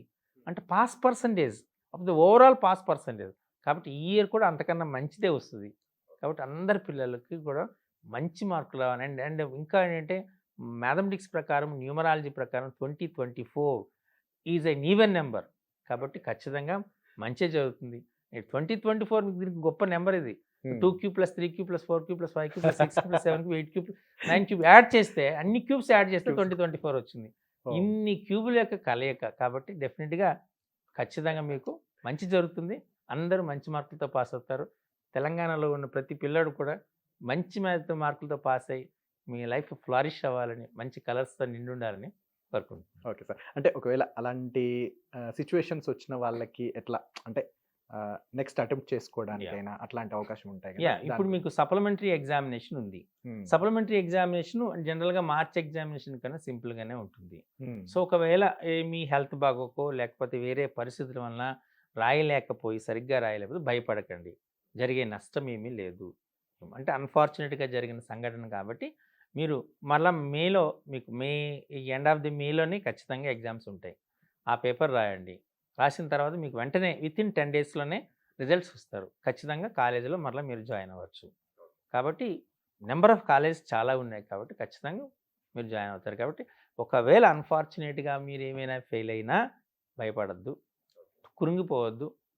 ఎటువంటి ప్రయత్నాలు చేయొద్దు. అరే! కొద్దిగా ఈ ఇంటర్మీడియేట్‌లో వీటిలో జనరల్‌గా ఈ ఆత్మహత్యలు అన్ని చేసుకుంటారు. అది చేయవలసిన పని లేదు. సో, సప్లిమెంటరీ ఎలాగైనా ఉంది. అని సప్లిమెంటరీ ఉంది కదా అని చదవడం మానేయమని అర్థం కాదు గానీ, ఉంది కాబట్టి భయపడకుండా సప్లిమెంటరీ రాయండి. రిజల్ట్ వెంటనే వస్తది. మీరు పాస్ అయ్యారా లేదా చూస్తారా తప్ప, అది సప్లిమెంటరీలో పాస్ అయ్యారా, లేకపోతే రెగ్యులర్‌లో పాస్ అయ్యారని ఎవరు చూడరు. ఆ తర్వాత ఇంప్రూవ్ కండి. ఇంటర్మీడియేట్‌లో బాగా చదవండి. మంచిగా ఫ్లరిష్ అవ్వండి. చాలామంది 10థ్ తప్పిపోయినా ఇంటర్మీడియేట్‌లో బాగా చదివి మార్కులు చేసుకొని మంచి జాబ్స్‌లో స్థిరపడే వాళ్ళు చాలామంది ఉన్నారు. కాబట్టి ఎవరు పిరికితనంతో ఎటువంటి అగాధ్యాలు చేయొద్దు. అందరూ పాస్ అవుతారు. Be positive. ఓకే. అండ్ ఇంకొకటి ఫైనల్‌గా పేరెంట్స్ గానీ, టీచర్స్ కానీ ఈ బోర్డ్ ఎగ్జామ్స్ రాసే స్టూడెంట్స్ తోటి ఎలా ఉండాలి? అంటే మోటివేషన్ పరంగా గానీ, ఇట్లాంటి పరంగా ఎట్లా ఉంటే బావుంటది పేరెంట్స్ సపోర్ట్? నేను చాలా వరకు చూస్తున్నది ఏంటంటే, ఒక గవర్నమెంట్ స్కూల్ చిల్డ్రన్ ఒక parent, private school children parent ఇద్దరు 2 డిఫరెంట్ ఎడ్జెస్. అసలు different sides of the same coin అననే చెప్పొచ్చు వాళ్ళకి. 2 వేరువేరుగా ఉంటాయి. అసలు గవర్నమెంట్ స్కూల్ పిల్లవాడు తండ్రి వీడు చదువుతున్నాడా? లేదా? స్కూలుకి పోతున్నాడా? వీడికి మార్క్స్ ఎలా వస్తున్నాయి? పాస్ అవుతాడా? లేదా? అనే ఆలోచన వీడికి ఉండదు. తక్కువ ఉంటుంది. అదే ప్రైవేట్ స్కూల్‌లో చదివిన వాడు నువ్వు చదువు ఇక్కడ 9 పాయింట్స్ వచ్చినాయా? 9.4 వచ్చిందా? 10 ఎందుకు రాలేదు? అంటూ ప్రెజరైజ్ చేసేవాళ్ళు ఉంటారు. సో, ఇక్కడ కాబట్టి మీరు పిల్లవాడికి ప్రెజరైజ్ చేయొద్దు. వాడిని ఫ్రీడమ్ విడిచిపెట్టండి. చదవమని చెప్పండి. చాలు. అంతే తప్ప మీకు 10 గ్రేడ్ పాయింట్స్ రావాలి, 10 గ్రేడ్ పాయింట్స్ రాకపోతే లైఫే లేదు అనేటువంటి దాన్ని ఫోర్స్ చేయొద్దు. అది తప్పదు. ఓకే. పిల్లవాడు every children knows about his capabilities and performance. ప్రతి పిల్లవాడికి వాడి గురించి వాడికి తెలుస్తుంది కాబట్టి మీరు చేయగలుగుతారని ధైర్యాన్ని నింపండి. దానికి ఒకవేళ ఒక ఎగ్జామ్ ఫస్ట్ లాంగ్వేజ్ సరిగ్గా రాయలేకపోయాడు. దాని ఇంపాక్ట్ మిగతా ఎగ్జామినేషన్ మీద పడనివ్వకండి. ఓకే. ఓకే. వరి కాకు మిగతా సబ్జెక్ట్స్ అన్ని మంచిగా రాయని చెప్పండి. ఈ పరీక్షల టైంలో జనరల్‌గా బయట యాక్టివిటీస్‌ని పెట్టొద్దు. అంటే వాళ్ళు మీ ఫంక్షన్స్‌కి తీసుకుపోవడం గాని, ఎందుకంటే జనరల్‌గా ఏమవుతుందంటే, ఆ రోజు ఫంక్షన్ ఉంటే పిల్లలకి రేపు ఎగ్జామ్ ఉంటే తీసుకుపోతే వాళ్ళు ఓవర్‌గా తిని లేకపోతే ఇంకోటి చేసి దాని ఇంపాక్ట్ మరుసటి రోజు ఎగ్జామ్ మీద ఉంటుంది కాబట్టి కొద్దిగా లైట్ ఫుడ్ కొద్దిమంది పిల్లలు ఎగ్జామ్ అనగానే టెన్షన్‌తో తినరు, పడుకోరు. ఈ టెన్షన్ అవి ఏం అవును చేయరు. సార్. ఇది కూడా ఇంకొకటేందంటే ఫుడ్ పరంగా ఒకటి అండ్ స్లీపింగ్ టైమింగ్స్, చదవాల్సిన టైమింగ్స్ ఎట్లా? మోర్ యాంగ్జైటీతో ఉంటారు కాబట్టి తినరు. అది తప్పు. పరీక్ష రోజు నాడు 10 గంటల వరకే చదవమనండి. మంచిగా ఫుడ్ తిని కొద్దిగా మంచిగా లైట్ ఫుడ్ తీసుకొని, అంటే హెవీ ఫుడ్ బిర్యానీలో అదర్ మసాలా ఫుడ్స్ ఏమి తినకుండా మంచి సాత్విక ఆహారం కొద్దిగా తిని ఒక 2 గంటలు 1 అవర్ 2 అవర్స్ చదివి ఎర్లీగా పడుకోమని చెప్పండి. అది వెరీ ఇంపార్టెంట్. ఎందుకంటే లేట్‌గా పడుకోవటం వల్ల వాడికి మొత్తము హ్యాంగౌట్ పొజిషన్‌లోనే ఉంటాడు ఎగ్జామ్‌కి వెళ్ళేటప్పటికి. సో, కాబట్టి అలా కాకుండా ఫ్రెష్‌గా పడుకోమనండి. రేపు మార్నింగ్ వెళ్ళి ఎగ్జామ్ ఫ్రెష్‌గా రాయమని చెప్పండి. సో, టైమింగ్ ముందు రోజుల్లో చదవాలి తప్ప ఎగ్జామ్ టైంలోనే ఎక్కువ టైం చదవటం వల్ల అప్పటికప్పుడు చదవడానికి మోర్ టెన్షన్ ఫీల్ అవుతాడు. కొద్దిమంది చూస్తూ ఉంటాం మనం బస్సుల్లో వెళ్తున్నప్పుడు, కార్‌లో వెళ్తున్నప్పుడు లేదా బైక్ మీద వెళ్తున్నప్పుడు మిడ్‌నైట్ దాకా చదువుతూ ఉంటారు. అప్పటికప్పుడు బుక్స్ చదువుతుంటారు. ఎగ్జామినేషన్ హాల్‌కెళ్ళినంత వరకు బుక్స్ దానివల్ల ఓవర్ టెన్షన్ పెరుగుతుంది తప్ప అది షార్ట్ టర్మ్ మెమరీ అంటారు దాన్ని. అది చదివింది గుర్తుండదు. కాబట్టి అలా చదవడం వల్ల వచ్చే మెమరీ ఏమీ ఉండదు కాబట్టి అవసరం లేదు. అలా చూడొద్దసలు. ఆ విధమైన టెన్షన్ పెరుగుతుంది కాబట్టి చూడకండి. ఎగ్జామినేషన్ హాల్‌కి ప్రశాంతంగా వెళ్ళి కూర్చొని, ప్రశాంతంగా ఉండి ఇచ్చిన క్వెషన్స్‌ని రికలెక్ట్ చేసుకొని రాయాలే తప్ప అప్పటికప్పుడు ప్రయత్నం చేస్తే టెన్షన్ పెరుగుతుంది. పిల్లలకి పేరెంట్స్ అందరికీ మా సిన్సియర్ రిక్వెస్ట్ ఏంటంటే, మీకు ఇది కావాలి, ఇదే ఇవ్వాలి, 10థ్ క్లాసే మీది లైఫ్, ఇది కాకపోతే మీరే లైఫ్ లేదు అంటూ పిల్లల్ని ప్రెజరైజ్ చేయొద్దు. వాళ్ళు రాయగలుగుతారు, మంచిగా చేస్తారు. వాళ్ళకి సాఫ్ట్‌గా మంచి మార్కులు తెచ్చుకోనానా అని కొద్దిగా వాళ్ళు ఎంకరేజ్ చేయండి. తప్ప ప్రెజరైజ్ చేయొద్దు. ఎంకరేజ్ చేయాలే గానీ ప్రెజరైజ్ చేయకుండా చేస్తే డెఫినిట్‌గా పిల్లలు మంచిగా రాస్తారు. ఓకే. సార్ ప్రభుత్వ పరంగా ఎట్లాంటి జాగ్రత్తలు తీసుకుంటున్నారు? అంటే పిల్లల్ని 100% తీసుకురావాలి. 100కి 100% పిల్లలు కూడా అందరూ పాస్ కావాలి, మంచి మార్క్స్ తెచ్చుకోవాలి అని చెప్పి గవర్నమెంట్ కూడా యాహ్! ప్రణాళిక ప్రకారంగా అవును. ముందుకెళ్తుంది. అవును. సో, దీని గురించి ఒక్కసారి యాహ్! చెప్పండి. ఇప్పుడు గవర్నమెంట్ ఏం చేస్తుందంటే, ప్రత్యేకంగా ఇప్పుడు ఎస్‌సీఆర్‌టీ అభ్యాస దీపికలని బుక్స్ రెడీ చేసింది మీ పిల్లలకి మోర్ ప్రాక్టీస్ కోసం అని చెప్పి. అలాగే ప్రీ ఫైనల్ ఎగ్జామినేషన్స్ కండక్ట్ చేస్తున్నారు. అలాగే ప్రతి డిస్ట్రిక్ట్లో డిస్ట్రిక్ట్ కామన్ ఎగ్జామినేషన్ DCEB అని ఉంటుంది. వాళ్ళు ప్రాక్టీస్ పేపర్లు తయారు చేస్తున్నారు. ప్రతి 2 చాప్టర్లు లేదా 3 చాప్టర్లు కలిపి ఒక టెస్ట్ పెట్టి ఆ టెస్ట్ పేపర్గా ఇస్తున్నారు. ఆ ప్రాక్టీస్ పేపర్స్ యొక్క షెడ్యూల్ ఇచ్చారు. అలాగే January 1 నుండి అంటే 2 నుండి స్టార్ట్ చేశారు. ప్రత్యేకంగా ప్రతి డిస్ట్రిక్ట్ కూడా ఒక షెడ్యూల్ ఇచ్చింది. ఎప్పటి వరకు March 17 వరకు పిల్లలు ఎలా ప్రిపేర్ కావాలని. Morning evening special classes conduct చేస్తున్నారు. హైదరాబాద్లో అయితే మార్నింగ్ 8-9 స్కూల్ స్టార్ట్ అవుతాయి. 9 o'clock స్టార్ట్ అవుతుంది కాబట్టి మార్నింగ్ 8-9. అలాగే స్కూల్ 4 o'clock క్లోజ్ అవుతుంది. ఈవినింగ్ 4-5.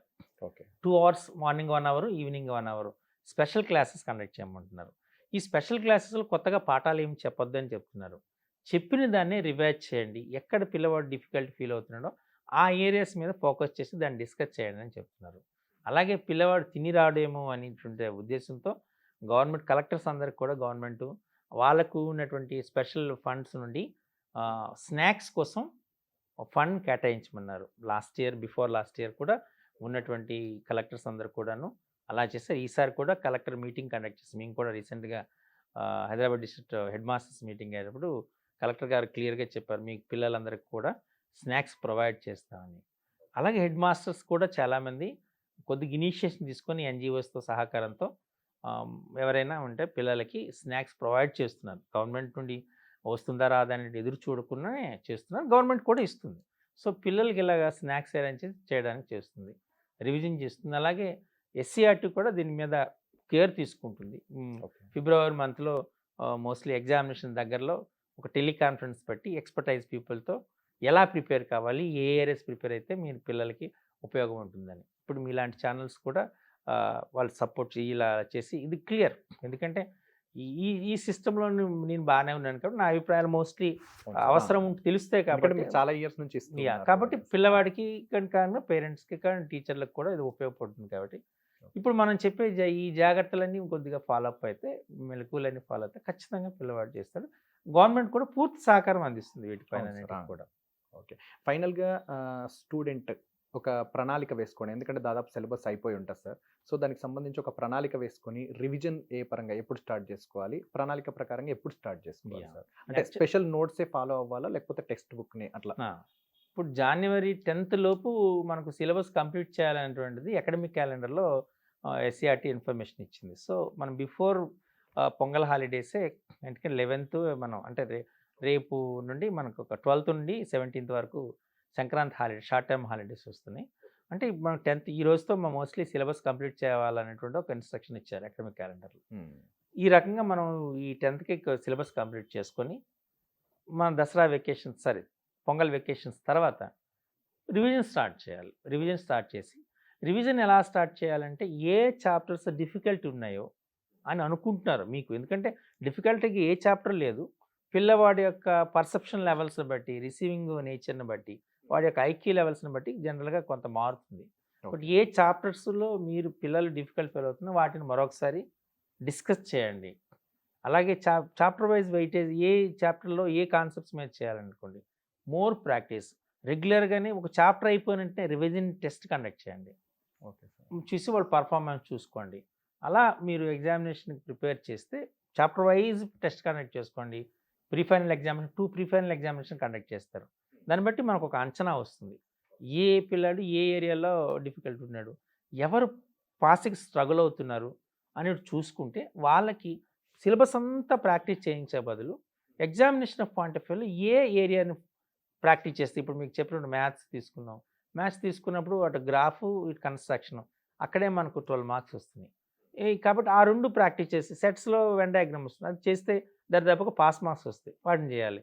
అదే సోషల్ స్టడీస్లో మ్యాప్స్ ఇండియన్ మ్యాప్ ఉంది, వరల్డ్ మ్యాప్ ఉంది.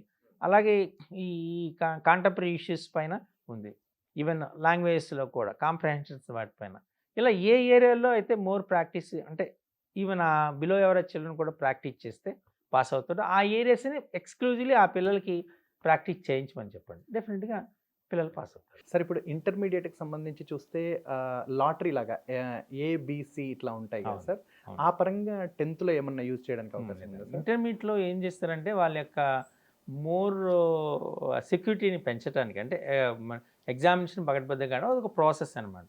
అంటే 3 సెట్ ఆఫ్ పేపర్స్ వస్తాయి వాళ్ళకి, ఏబిసి అని. ఆ 3 సెట్స్ వాళ్ళు స్టోర్ చేస్తారు పోలీస్ స్టేషన్స్లో. అది చేసేటప్పుడు వాళ్ళకి లాస్ట్ ఎగ్జామినేషన్ స్టార్ట్ అయ్యే 1 అవర్ ముందు వాళ్ళు ఏం చేస్తారంటే అక్కడ లాటరీ తీస్తారు ఏబీసీలో ఏది అనేది. వచ్చిన దాన్ని మనకు మెయిల్ చేస్తారు, అందరికీ కూడా ఇన్ఫర్మేషన్ ఇస్తారు అందరికీ Okay. కూడా. ఈరోజు సెట్ బి ఓపెన్ చేయాలని లేదా సెట్ సి ఓపెన్ చేయాలని చెప్తారు. Okay. అక్కడ ఓపెన్ చేస్తారు, అక్కడ అది Okay. తీసుకొని వెళ్తారు. అలా ఎస్ఎస్సి బోర్డులో ఎస్ఎస్సి ఎగ్జామినేషన్ లేదు. Okay. SSC 2 sets of papers తయారు చేస్తాయి. ఆ 2 సెట్స్ ఆఫ్ పేపర్స్ కూడా వచ్చేస్తాయి. అవి కన్సర్న్ పోలీస్ స్టేషన్లో స్టోర్ చేస్తారు. సెట్ 2 అంతా ఒక దగ్గర ఉంటుంది, సెట్ 1 అంతా ఒకటి ఉంటుంది. సెట్ 1లోని పేపర్లే వాడతాం మనం. ఓకే. అయితే సెట్ 2 పేపర్ ఎప్పుడు వాడతారంటే ఒక అన్ఫార్చునేట్గా సెట్ 1 ఏమైనా ఒక పేపర్ లీక్ అయిందనో, గవర్నమెంట్ దాన్ని బ్యాన్ చేసిందనో, రీ ఎగ్జామినేషన్ కండక్ట్ చేయాలనే డెసిషన్ తీసుకుంది అనుకోండి. ఎగ్జామినేషన్స్ పోస్ట్ పోన్ కాకుండా ఉండడానికి మనం ఏం చేస్తామంటే మిగతా పేపర్ని ఈ సెట్ 2 నుంచి తీసుకుంటాం. ఓకే. ఏదైతే క్యాన్సిల్ అయిందో ఆ ఎగ్జామినేషన్ యొక్క పేపర్ని సెట్ 2 నుండి తీసుకుంటాం. అది ఇంటర్మీడియట్ దాని పరంగా ఇంటర్మీడియట్లో ఉన్నట్టుగా ఉండదు, అలా సెట్ 1 వాడతాం మనం. ఓకే సార్, ఒక్కసారి మీ గురించి చెప్పండి సార్, అంటే మీ అనుభవము మీ 30 ఇయర్స్ నుంచి. సో నేను యాక్చువల్గా సర్వీస్ కమిషన్ ద్వారా ఈ పోస్ట్కి వచ్చానండి. నాకు మా ఫాదర్ ఎంఈఓగా చేశారు. టీచింగ్ అంటే కొద్దిగా ప్యాషన్ నాకు. సో నేను I'm doctorate in physics okay చేశాను. సో నాకు కానీ మ్యాథ్స్ అంటే నాకు చాలా ఇష్టం. Okay sir. మ్యాథ్స్ అసిస్టెంట్గా చేశాను. ఈ టెక్స్ట్ బుక్ రైటర్గా from 6th to 10th text book రైటర్గా చేశాను. నేను టీశాట్లో మొత్తం మోర్ దాన్ 1000 లెసన్స్ ఉంటాయి నాకు. ఈ గ్రూప్ 1కి, టీఆర్టీకి, ఫారెస్ట్ ఉద్యోగ గైడ్కి, టెట్కి, ఎన్ఎంఎంఎస్కి, ఎన్టీఎస్సికి, ఇలా వీటన్నిటికి కూడా క్లాసెస్ ఇచ్చాను. సైట్లో కూడా చాలా లెసన్స్ ఉంటాయి, ఒక మోర్ దాన్ 100 లెసన్స్ ఉంటాయి సైట్లో, అవి చెప్పాను. ఎస్సీఆర్టీ కోసం ఫ్రమ్ 99 నుంచి వరకు ఎస్సీఆర్టీలో ఏ కార్యక్రమమైనా ఈ టెక్స్ట్ బుక్ డెవలప్మెంట్ కానీ, మాడ్యూల్ రైటింగ్ కానీ వీటిలో పార్టిసిపేట్ చేస్తున్నాను. అలాగే మన ఈ ఎగ్జామినేషన్ పాయింట్ ఆఫ్ వ్యూలో అన్నిట్లో చేస్తాను. పిల్లలు నాకున్న అనుభవం ఏంటి అంటే ప్రతి పిల్లవాడు తెలివైన వాళ్ళ పిల్లవాడు అండి. ఎవరు కూడా తెలివి తక్కువ పిల్లవాడైతే కాడు. ఒక పిల్లవాడికి సబ్జెక్ట్ రాలేదు అంటే బికాజ్ ఆఫ్ టీచర్. ఒక పిల్లవాడికి సబ్జెక్ట్ వచ్చింది అన్ని కూడా బికాజ్ ఆఫ్ టీచర్. అది క్రెడిట్ కానీ లేకపోతే డిఫేమ్ కానీ రెండు కూడాను టీచర్ వల్లనే అవుతుంది. టీచర్ పిల్లవాడిని అర్థం చేసుకుంటే సబ్జెక్ట్ వస్తుందండి. టీచర్ అర్థం చేసుకోకపోతేనే పిల్లవాడికి సబ్జెక్ట్ రాదండి. సో కాబట్టి అందరి పిల్లలు మన దగ్గర చదువుకున్న పిల్లలందరూ కూడా నేను చూసిన కళ్ళతో చూసినట్టు నా అనుభవం ప్రకారం పిల్లలందరూ కూడా చదువుతారు. చెప్పే విధానంలో చెప్తే పిల్లవాడు చదువుతాడు ఖచ్చితంగా. సో కాబట్టి అందరు పిల్లలు చదివేటట్టు మనం చేయాలి. ఇప్పుడు మన ఇంట్రెస్ట్ మీరు అందరం చూస్తున్నాం, నేను కొంతమంది చెప్తే కొంతమంది మాట్లాడితే వినాలనిపిస్తుంది, కొంతమంది మాట్లాడితే వినబుద్ధి అయ్యదు. అలాగే కొంతమంది టీచర్లు చెప్తే నేర్చుకోవాలనిపిస్తుంది, కొంతమంది అంటే అది చెప్పే విధానంలో బాగుంటుంది. కాబట్టి సో నేను ఇలా చాలా చాలా ట్రైనింగ్ చేశాను. ఆర్ఎంఎస్ఏ స్టేట్ మొత్తము ట్రైనింగ్ కండక్ట్ చేశాను. సో టీచర్లందరికీ కూడా చాలా స్టేట్లో ఇప్పుడు స్టేట్ రిసోర్స్ పర్సన్గా చాలామందికి టీచర్లకి ట్రైనింగ్ ఇచ్చాను, నేను పాల్గొన్నాను. సో ఈ అన్ని అనుభవాలు పిల్లవాళ్ళకు ఉపయోగపడాలని కోరుకుంటున్నాను. Okay sir, thank you sir. మీరు ప్రత్యేకంగా మా మైక్ టీవీ స్టూడియోకి విచ్చేసి ఇవన్నీ పిల్లలు ఎట్లా దాని గురించి టిప్స్ చెప్పినందుకు ప్రత్యేకంగా మీకు ధన్యవాదాలు చెప్తున్నాను sir. Thank you very much. So చూసారు కదండి, ఎస్ఎస్సి బోర్డుకు సంబంధించి వార్షిక పరీక్షలు ఎవరైతే రాయబోతున్నారో వాళ్ళందరూ కూడా బీ పాజిటివ్, పేరెంట్స్ కూడా వాళ్ళకి సపోర్ట్గా ఉండండి, టీచర్ కూడా సపోర్ట్గా ఉండండి. ఇది ఎప్పుడైతే గవర్నమెంట్ కూడా మీకు సపోర్ట్ చేస్తూ రివిజన్ ఇప్పుడు ఆఫ్టర్ సంక్రాంతి పొంగల్ తర్వాత నుంచి ప్రారంభించనున్నారు. ఎందులో అయితే మీరు ప్రధానంగా కొంచెం హార్డ్గా వీక్గా ఉన్నాను అని అనుకుంటున్నారో వాటిని కొంచెం ఎక్కువగా రివిజన్ చేయడానికి ట్రై చేయండి. అండ్ సార్ చెప్పినట్టుగా కూడా ఇప్పటిదాకా ఒక్కసారి ఫుల్ వీడియో చూస్తే మీకు అర్థమవుతుంది. ఏంటంటే మేజర్గా జనరల్గా మీరు ఒక్కొక్క టాపిక్ నార్మల్గా చదువుకుంటూ వెళ్ళిపోయినా కూడా ఒక్కొక్క మార్కు వస్తుంది. సో ప్రతి క్వశ్చన్ని అటెంప్ట్ చేయడానికి ప్రయత్నం చేయండి. ఆ క్వశ్చన్ నెంబర్ వేసేటప్పుడు కావచ్చు, మీరు యూజ్ చేసేటటువంటి స్కెచెస్, పెన్సిల్స్, పెన్స్ ఇట్లాంటివన్నీ కూడా చాలా జాగ్రత్తగా ఉండండి. హాల్ టికెట్ విషయంలో కూడా టెన్షన్ పడాల్సిన అవసరం లేదు. సో ఇట్లాంటివన్నీ జాగ్రత్తలన్నీ తీసుకుంటూ all the best to everyone. Be positive, మంచి మార్క్స్ వస్తాయి. సో ఇంతకుముందు ఏంటంటే మేము రాసిన కాలంలో ఖచ్చితంగా 481, 83 వచ్చినాయి అని అంటే అంతే మార్క్స్ ఉండేది. కానీ మీకు 591 వచ్చినా, 599 వచ్చినా గూడా మీకు 10/10 చూపిస్తా ఉంది. సో, ఇది మైండ్‌లో పెట్టుకోండి. ఇబ్బంది పడకండి. ఖచ్చితంగా బైక్ బై రావాలి అట్లా ఇట్లా అన్నట్టుగా కాకుండా చాలా జాగ్రత్తగా ప్రిపేర్ కండి. All the best everyone.